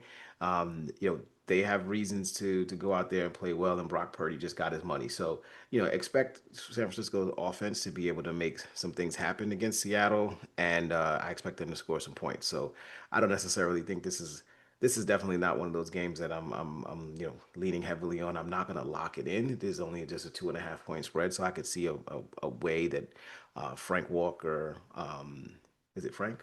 Is it Frank Walker? I believe it's Frank Walker. Kenneth. Oh, Kenneth. I do see an opportunity for Kenneth Walker to have a big game here against the 49ers defense, and for somebody like Njigba or one of the other receivers on that team to make some plays. But I don't think it's enough ultimately to beat the 49ers. That's why I think the 49ers will win this division, or will be the second place team in the division. And the Seahawks will falter eventually. So I'll take the 49ers here to cover. No lock, but it's 49ers in the over. Wait, quick on that. Malik, since you have it up, who did we pick for? Since I wasn't here last week, who did we pick for for that division? Who's going to win? Did everybody pick the same? No, everybody didn't pick the same. It was pretty much across the board. So for the NFC West, Ace, Levon both picked the 49ers to win the division. I picked the Rams, and you picked the Seahawks. Oh, okay. Let's see how this goes. That's a good division to watch right there, because they all good teams. It will be entertaining, and I like that they're opening it up with a divisional game. They're trying to do that for a lot of them, like Chiefs, Chargers, Bucks, Falcons, Bengals, Browns. But then you get the odd game like the Titans, Broncos. I think the Jets would have been against the Bills, but the only reason they changed is because of Aaron Rodgers. We face the Bills next week. But also nobody cares who the Cardinals play either. So yeah, nobody gives a hoot about them. Next up, we got Lions at the Packers. I believe this is going to be the NBC game of the week, Fox NFL game of the week. Yep. Brady will be calling this. The Packers are 2.5 point underdogs. Does that still hold true? I thought the Lions had flipped. They were getting points. Oh, no, because Micah Parsons had a needle in his back. Nope. Now it is Green Bay -2. Green Bay. So the Lions are getting 2.5 points. So the Lions are getting 2 points. Malik, a resident Lions fan, please go ahead. Over under is 47.5. Pretty high, but not the highest yet. This is. I mean, I'm gonna pick my Lions. It's not just as a homer pick, but definitely trending towards homer pick. I mean, I would have picked them anyway because I think they're the better team still. And now that they're getting points, I feel even better about that. The last 2 times they've won the last 3 games in Lambeau Field over the last couple of seasons. So going to Lambeau Field is not, especially in the beginning of the season, has not been a problem for this team. Not been a problem for Dan Campbell and the Lions offense, at all. Jared Goff does not have a great record, or he doesn't put up great statistics in Green Bay. And that has been an issue for him, even just being outdoors in general. But that has been an issue for him. So I don't expect the score to get very high. But I think that this team, is really, chomping at the bit to show what they can do, especially on the defensive side of the ball. Now that everybody's healthy and back, everybody's talking about Micah Parsons and his impact on the Green Bay Packers, defensive front.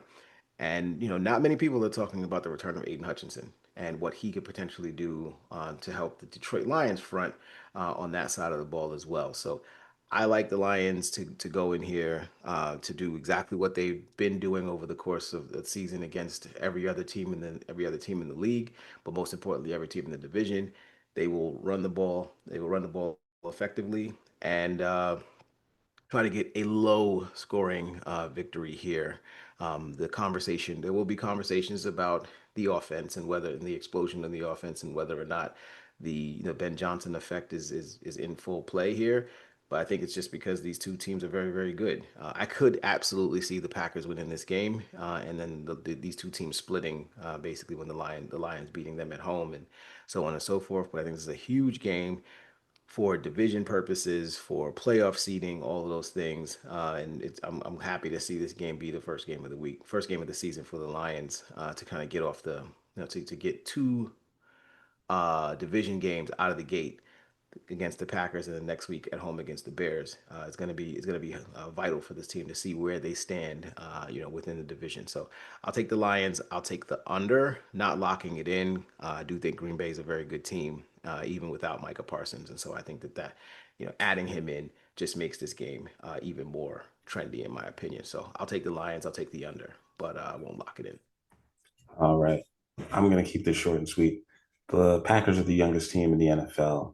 And yet they escaped the injury bug last year, and they still got rocked in the first round of the playoffs by the Washington Commanders. Give me the Lions. The Lions are going to go up there. It's still going to be warm enough. Jared Goff is going to have an issue. They're going to beat the brakes off of them. Aiden Hutchinson is back. Most of the other starters, they got hurt last year when they were down like 17 or 20 guys on IR, which was insane. 18 guys, and still won 15 games in the regular season. Great regular season team. Losing the coordinators is going to hurt. But I don't believe in Matt LaFleur, and I think that the Packers quarterback is overrated. And they're paying their best defensive player for a reason over him. So, and that guy has to get an epidural, which is something that my wife got when she gave birth. So that doesn't really bode well for him getting on the field and being at 100% week 1. So, yeah, I think the Lions are going to be just fine. It's going to be a super high scoring game. I'm going to take the Lions in the over. Go ahead, Levon.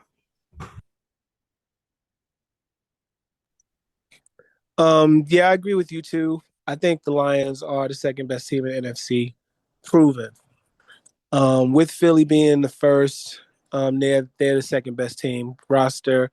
I think we overvalue coordinators. I realized a very long time ago that coordinators come and go, but the players and the system stays in place. It's not like Dan Campbell then whoever he replaced Glenn and Johnson with, when he was interviewing them or decided to give him the job, he basically said, this is what we do. This is how we do it. Memorize it, understand it, and keep doing it. Not trying to change anything. They're not going to reinvent the wheel. They're going to go with what works. Got one of the best receivers in football. best two dual shared backfields in football. One of the best young defensive players in football. Then they're healthy again. I think they remind everybody of that in Green Bay on Sunday. Will it be close? Only if Green Bay comes to play. I think if Green Bay doesn't come to play, Detroit might run them. I don't see why everybody's super quiet on this team. So I'm locking this in. This is why I saved my locks for these last couple of games. I'm locking in Detroit to win this game in Green Bay. Detroit's 53-man roster is one of the oldest in the league. That's the only issue. And they had to replace a couple of offensive linemen, but they still have Penei Sewell, who's the best tackle in football, in my opinion. And who you got? Well, I don't know if Malik heard this, but Michael Parsons said, I quote, "I never liked Detroit. I never liked them, even when I was with Dallas." I'm going to not go any further with that one. So I think that's going to be on the bulletin board for the Detroit Lions. So I'm going to have the Detroit Lions in this one, and I'm taking it over. They're going to beat the snot out of them. This is not the old Green Bay. This is not in the middle of winter or whatever, when Green Bay usually had the advantage over certain teams or whatever. That was a long time ago. This is Green Bay in a nice, it's going to be a nice degrees out there, maybe like 70-something degrees, whatever. And this is what Jordan Love still has that thumb injury. He's quite been a little bit gingerly with it. And I really think that, just like Levon was saying earlier with the coordinators and stuff like that, just because they switched them out, people's questioning everything. I think the Lions just rolled through. They definitely built that team quite just to survive those coordinators and stuff like that. I know Malik was a little bit scared throughout the years, quite from last year and the year before, maybe. Not scared, but, didn't really want to lose those guys. But he knew sooner or later those other coordinators were going to leave. But I know he definitely trusts his coaches to develop, on the back end on that one. So I can see the offensive coordinator. I think it's John Morton is the offensive coordinator. Mm-hmm. And quite picking up where Ben Johnson left off and stuff like that, and maybe adding his little wrinkles to the offense. So anyway, long story short, taking the Lions, taking it over. There's going to be a beatdown. And I did see that quote from Micah Parsons, and I said I would hate the Lions too if the last time we played them, they gave me the worst beating of my entire NFL career. Actually, my entire NFL, college, or high school career, because he's never lost 47-6 in the entire career, and he lost that game 47-6, and he was completely healthy, and so was the rest of the Cowboys team. So I would hate them too if that was if they went belt the ass against my team the way that the Lions did last season. You might feel that belt the ass this week. Yeah, it's I'm not surprised. And I was prepared for Ben Johnson to leave last year. I actually thought he was going to take the Commander's job when when that was offered to him, and he wound up staying. So I wasn't surprised, anything. I'm happy for both of them, honestly, that they landed in places that they wanted to go. And I look forward to playing against them when we do, because I think we play both of you guys this year. I know we play the Bears, of course. I think we play the Jets this year too. So I have to check on that. I know we played the Giants. I can't remember if we played the Giants and the Jets or just the Giants this year. But anyway, looking forward to that. So we shall see. Like I said, we all picked the Lions, and that's actually. You guys don't play the Jets. Okay, it's actually scary that we all picked the Lions in this game. Now I'm going to be watching this. I'm going to be sitting on my hands while I'm watching this, just because I'm going to be worried. I have no faith in the Packers, and I think them getting Micah Parsons does not change the outlook of that team much. And I know most of their players are between like 25 and like 27. So they're, pretty good. Oh, he didn't. But now he got it again. But their wide receivers are unquestionably shaky, and Matthew Golden's their best one, and he's a rookie. So ain't no way I'm trusting that team over the team that's won 27 games over the past 2 seasons. You might be attacking the wrong way. Now, if you would have got Golden and Goy Parsons during Aaron Rodgers' MVP year, that would have been good. They might have won. But Texans at Rams. The best way to probably do that might be to use his momentum and let him fall down before he goes forward. What are you talking about? What are you talking about? Oh, you're talking about the game. The tush push. I mean, you got to, somebody's smart has got to say, okay, he's pushing, they pushing behind him. If we let the offensive line drop and then go over them and then push him down instead of forward. It's impossible to do that. Our audience doesn't see the game, right? To tackle the guy. I think it's an illegal formation too. I think. What he's doing is he's sitting on top of his offensive lineman, he's pushing forward, and then he's being pushed up that guy's back. If you let that lineman go forward and kind of leap over him, or let him go down and just then let Jalen fall down instead of trying to push against it. Let him fall. I don't know. I'm not. Anyway, sorry, guys. Sorry.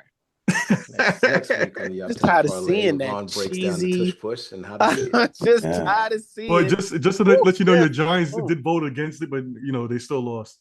Somebody's got to beat it. Yeah, people vote against it. I want to see somebody just stop it, which they will eventually. They'll figure it out this year. They'll figure it out, and somebody will stop it. Put a big fat nose tackle there. It's just when you look at it, he's just literally, it's the offensive line that gets it, not the quarterback. And he's just pushed up the guy's back. But that's what I'm like. Pushes it up just the doesn't guy's even back. sound right. You just want to say, hold every second. Yeah. He's pushed up. It's like he's falling and up the guy's back, and the offensive lineman is getting that. So take Texans, the offensive lineman out of it. Sorry. Yeah. Okay. Texans, Rams, the last 4:00 game on the slate. The Texans are getting 3 points on the road. Old bad back Stafford is going to play. I don't know who his backup is. I'm going with the Texans. I believe in my man CJ Stroud from LA. He's going to have a lot of family at the game. He's going to want to show up and show out. So give me the Texans. I'll take those 3 points, and I'm going to take the over on that one as well. Go ahead, Malik. The backup for Matthew Stafford is Mr. Jimmy Garoppolo. That's who that is. Even worse. I'm going to take the Texans here, and this is going to be my fourth lock of the week. I really like the Texans defense. The only thing I worry about here with the Texans is, Joe Mixon is out. Nick Chubb is in. Nick Chubb did not look good coming back from that ACL injury last season. I think he only averaged like 3.8 yards a carry. And so, I'm worried about whether or not he's going to be able to, manage the offense and be the bell cow running back that he had been, that feels like the Houston Texans like to rely upon, because they gave Mixon a lot of work last season and will likely give Chubb a lot of work this year. So I do think there's a question mark there. Obviously Tank Dell is still out. Nico Collins is back. Christian Kirk, which we know was a recent addition to the team, he's out. So, there's some questions on the offensive side of the ball, but I think there's definitely, we know what this team can bring on the defensive side of the ball with those two bookend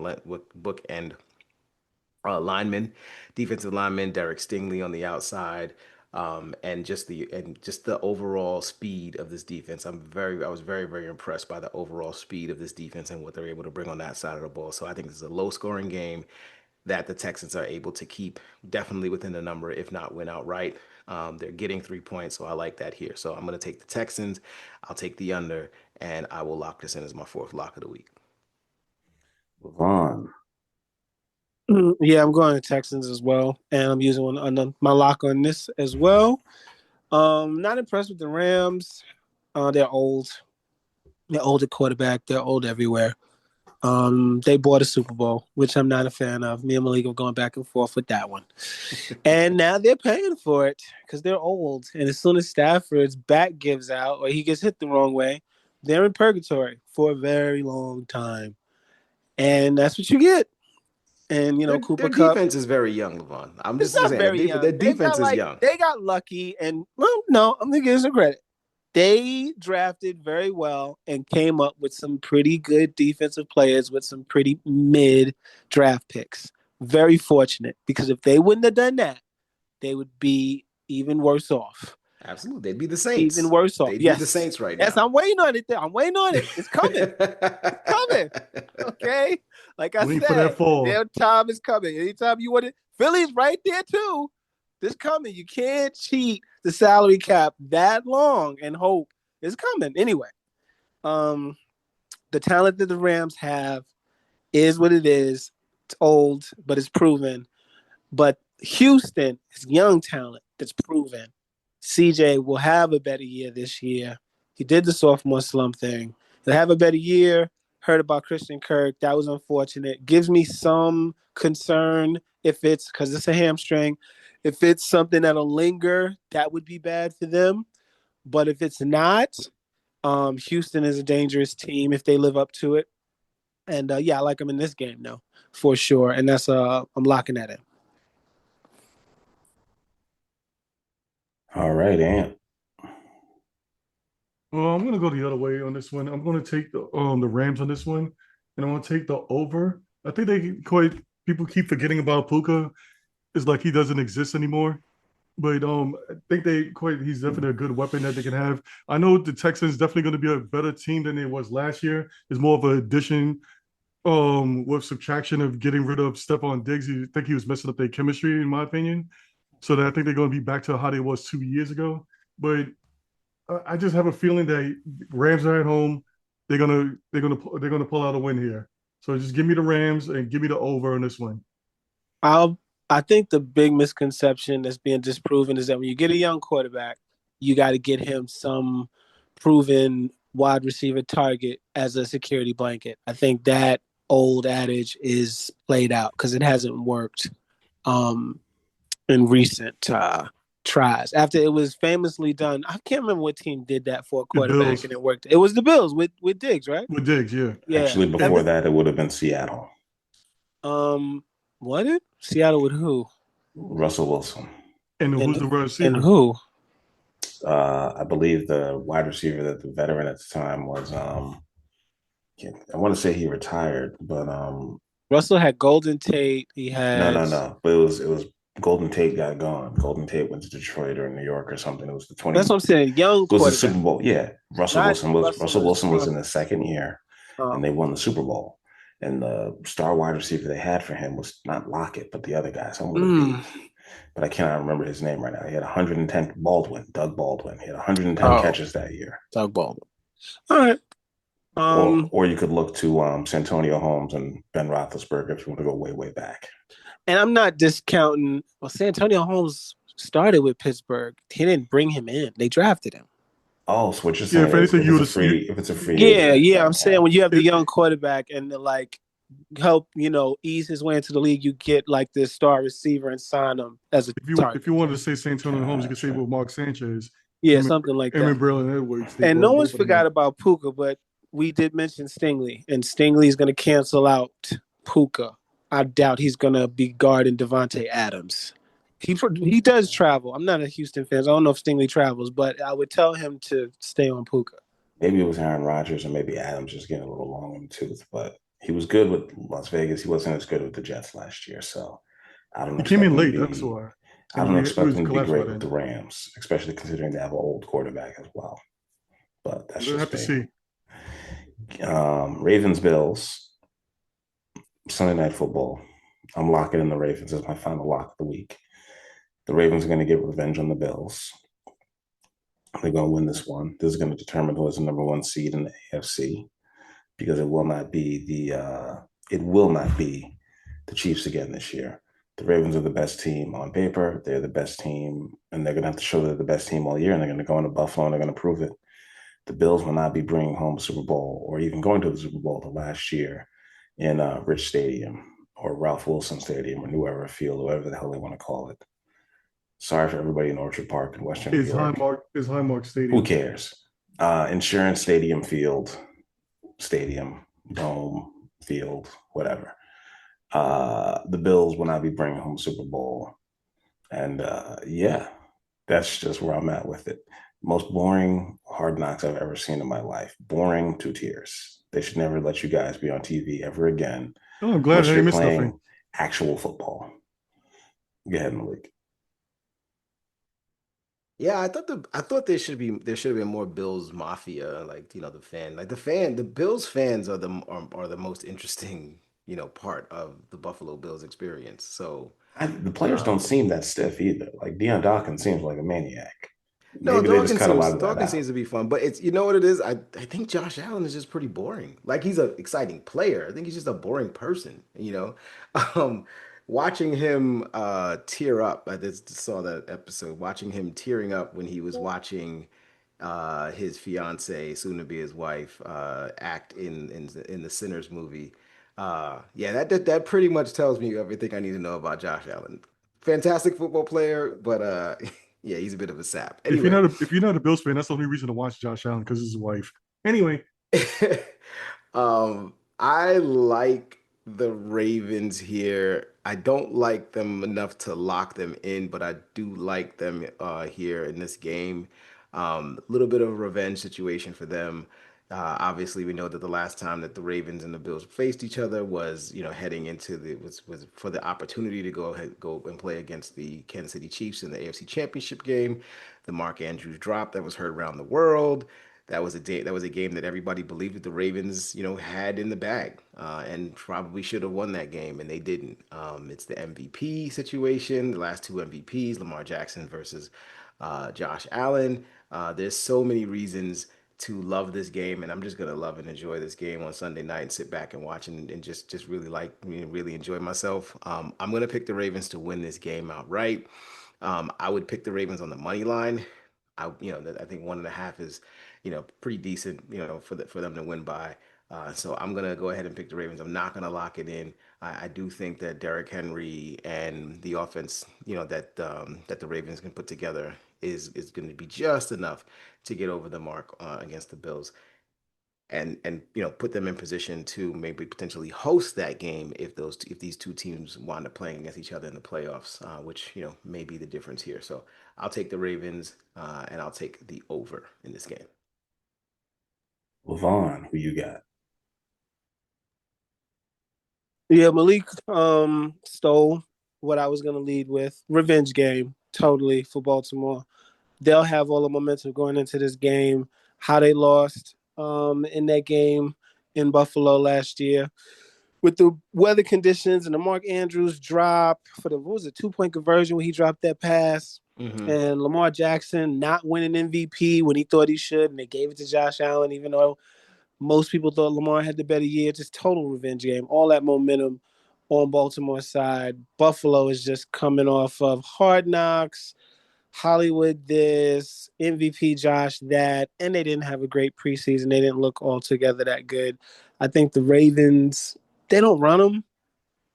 There's a better chance the Ravens run them, and it's a 2-score rather than Buffalo actually winning this game.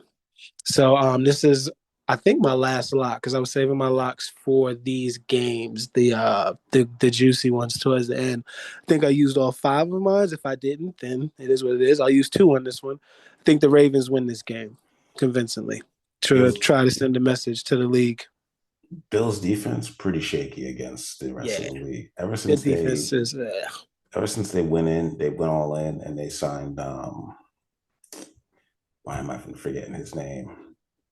Everybody thought it was a cheat code when they got him from the Rams after he came over from Denver. But I can't Van something. Wait, who are we talking about? Which team? The pass rusher, the Bills. Oh, Von Miller? Von Miller. And they signed him, and then he got hurt, and then last year was his last year with them. He was a big difference maker, but he just got a little old, a little long in the tooth. He's with Washington now. Yeah, so I think that's going to make a big difference for them because they needed a pass rush after they lost Sweat. Yeah, it's just not going to work. The Bills' defense has actually been pretty atrocious in terms of giving up a bunch of points, which is why the Chiefs keep lighting them up.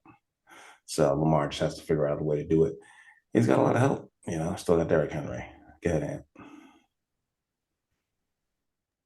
Ant. Well, usually for these situations, Baltimore is historically usually beats the Bills in the regular season, and the Bills usually beat the Baltimore Ravens in the playoffs. Last time they actually played in the regular season, Baltimore beat them 35-10. I think the Bills, because this is the first game of the year, and the Bills actually had the whole offseason to actually look at everything, even though the disadvantages and player changes that you guys was talking about already. I'm going to go the other way. I'm going to go with the Bills and Josh Allen. I think Josh Allen's going to try to do everything, and they're going to. And since it's a showtime, it's going to be Sunday Night Football. They're gonna come through, and this is at their home. There's a home game for the Bills. They can't let their fans down. It's going to be too much hype, too much behind it. I think they're just going to pull out a win here. So give me the Bills. I'm going to take the under in this one, and this is going to be my 5th lock of the week. All right. Wow, we all locked in the Bills-Ravens game. I was kind of shocked about that. Monday Night Football, the Minnesota Vikings at my Chicago Bears. The Bears are home dogs, getting 1.5 points. The over-under is 44. I am taking my Chicago Bears. It's kind of obvious. We have a real quarterback. We have an experienced quarterback. We have a better team and a better head coach. So I'm leaning on the Bears. The Vikings, I don't believe, have it. They got very lucky last year, winning a lot of one-score games. And I think they shocked as many people as, everybody in the league, winning 14 games and then losing their first playoff game at home. Not really shocking to me when they played quality teams. I think the Bears are primed to be good, and Ben Johnson is pushing all the right buttons and getting his team ready. And the defense actually looks good in the preseason, which was really good. Everybody was competing, the starters, and they have a much better defensive line, and they improved the defensive tackle position where they needed to. And Jalen Johnson was finally getting healthy towards the end of camp. So give me the Bears. I'll take that 1.5 at home, and they're going to open, and they're going to win their first game against a division opponent. And the Vikings are probably going to finish last in this division, like I called it. Go ahead, Malik. Well, I, as a matter of fact, did not use all of my picks, all of my locks. I was saving it for this one. So, saving my lock for this one. So, as you can probably tell, I'm going to lock in the Minnesota Vikings for this game, and I think the Vikings will. I think the Vikings will win outright. I like what I've seen out of that team. Look, that team has been heavily, heavily, heavily disrespected over the course of the off season so far. Despite the fact that Kevin O'Connell is still the coach, is still the reigning coach of the year, despite the fact that that defense led by Brian Flores had been a very good defense for a good portion of the season, and just had a couple of bad games there towards the end. And you got to figure it out. Despite the fact that they still have probably the best wide receiver in football, in Justin Jefferson, and still a pretty good offensive line, which they shored up over in the offseason by picks and free agency signings. And so, there's no reason to believe that the Vikings are going to be a bad team. I said this before. I think this is probably going to be the most competitive division in the NFL this season, and I think all the teams will be at or around 500. And it will finish at or around 500 for the season. So I think because of that, because this is the first game for Caleb Williams in the new regime, in the new system, I think this is a right position for the Vikings and JJ McCarthy and Kevin O'Connell to go in there and get a dub and get it done. And so I think this spoils the debut of Caleb Williams and Osama Ben Johnson, and it spoils that debut outright. And unfortunately, that's how the Bear season will start. And then Just call him Osama Ben Johnson. We'll quell some of the conversation about Bears championships and all of that stuff, and eventually they'll get the opportunity to kind of get into their groove as a team. And I still think they're good enough to get to 500, but I think this is the first game of the season, and this will be the game where where the Vikings get a little bit of get back and proclaim themselves at least not the worst team in this division. So I'm going to take the Vikings. I'm going to take the under in this game, and I'm going to lock this in as my fifth lock of the week. Shockingly enough, I think both of these teams will win more games than the Rams do. Go ahead. Than the Rams, you said? Yeah.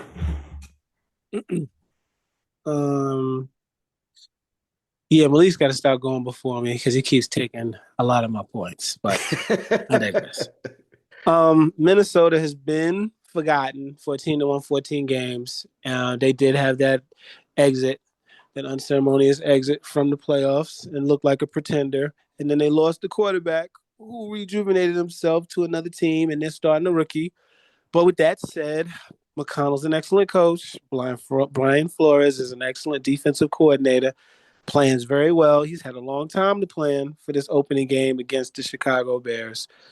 Bears don't have much to prove. They do have a good defense, but at the most important position, there's a question mark there. Caleb did not play well last year.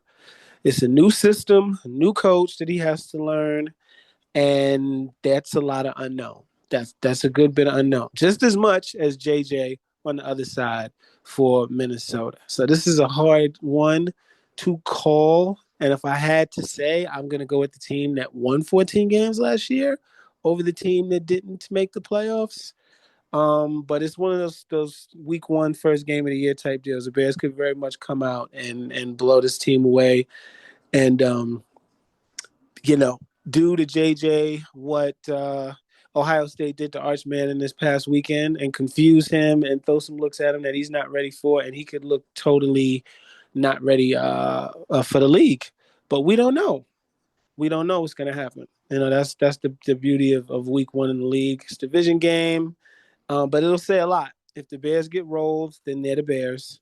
And if Minnesota loses, then the Bears, like my Giants, like the Falcons, they're one of those teams that are kind of on that cusp right there, where it's like they got a bunch of dudes that nobody knows outside of the fans of their teams. And if anyone's going to know who these guys are, these are the type of games they got to start winning.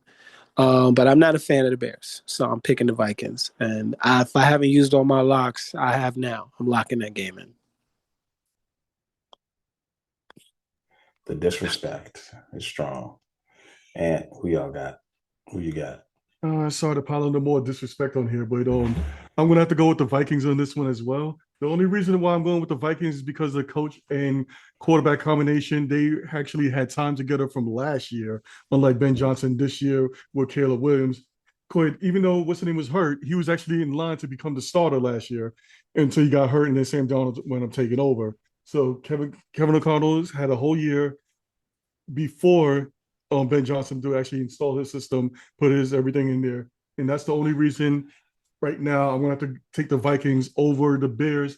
We have to see how it goes down the line. Maybe something else quite folds out. But another thing I also saw before is a lot of Bears media, like the radios or even podcasts or whatever, was even talking about that maybe the Bears should be drafting another quarterback next year and stuff like that if Caleb Williams fall apart and stuff like that. I know that's usually no matter what team you pick is usually like that, unless you got a good team that is in the upper echelon. They usually talk like that. But if you have fans and stuff like that talking about that already, then it's a little bit shaky until they're proven otherwise. This is the proof. This week to week 4 is basically the proving week for all those shaky teams like your Bears, my Jets, Levon's Giants. The same exact thing situation. We really don't know how these teams going to be, no matter what.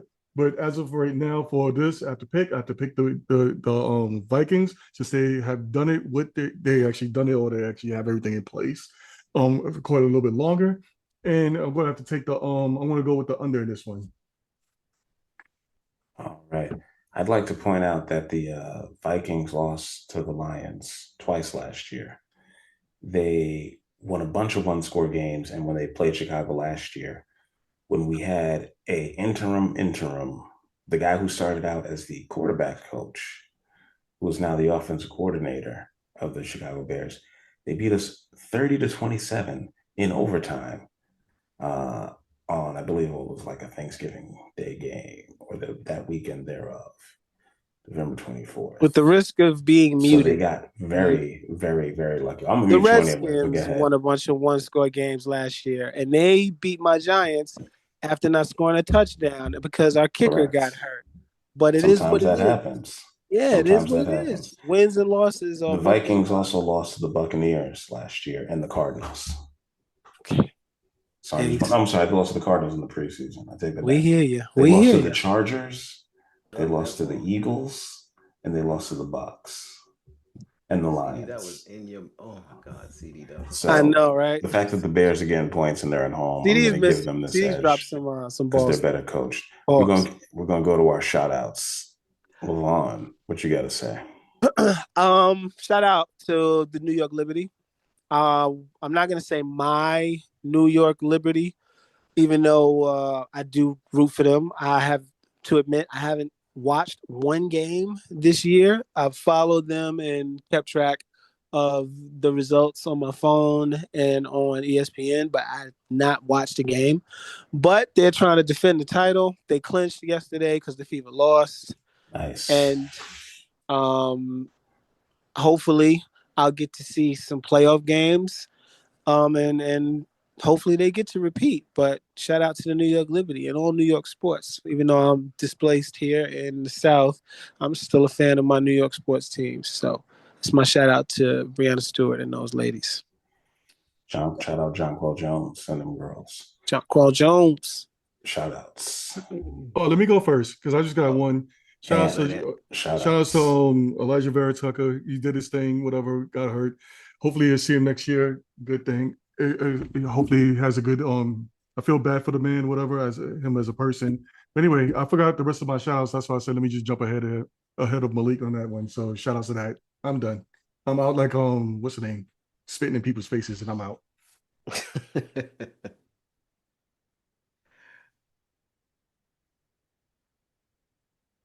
Oh, who else is going? I'm done. Oh, Levon, you go. Malik. Malik's going. Okay. Oh, it's me? Okay.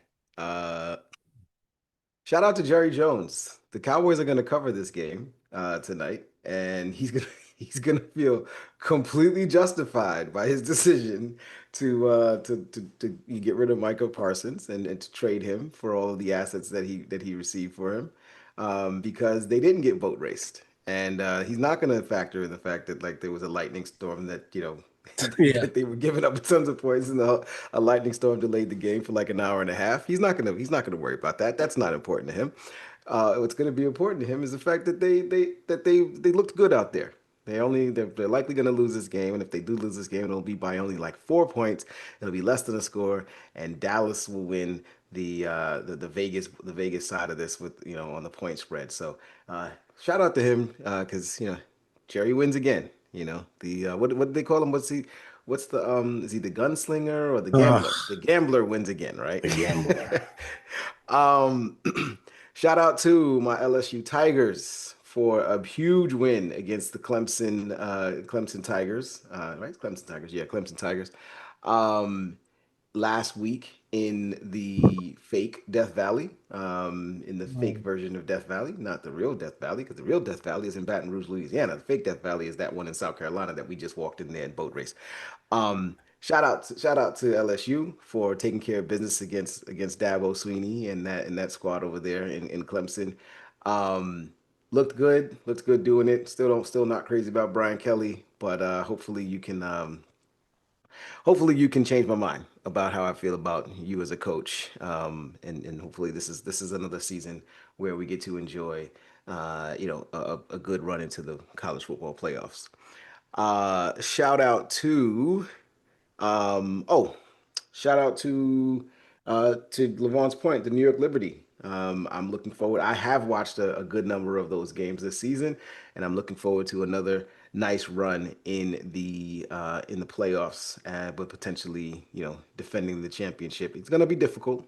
There's some pretty good teams out there, and even the Atlanta Dream has actually been pretty good. They beat pretty much everybody in the league so far this season, with the exception of the Las Vegas Aces.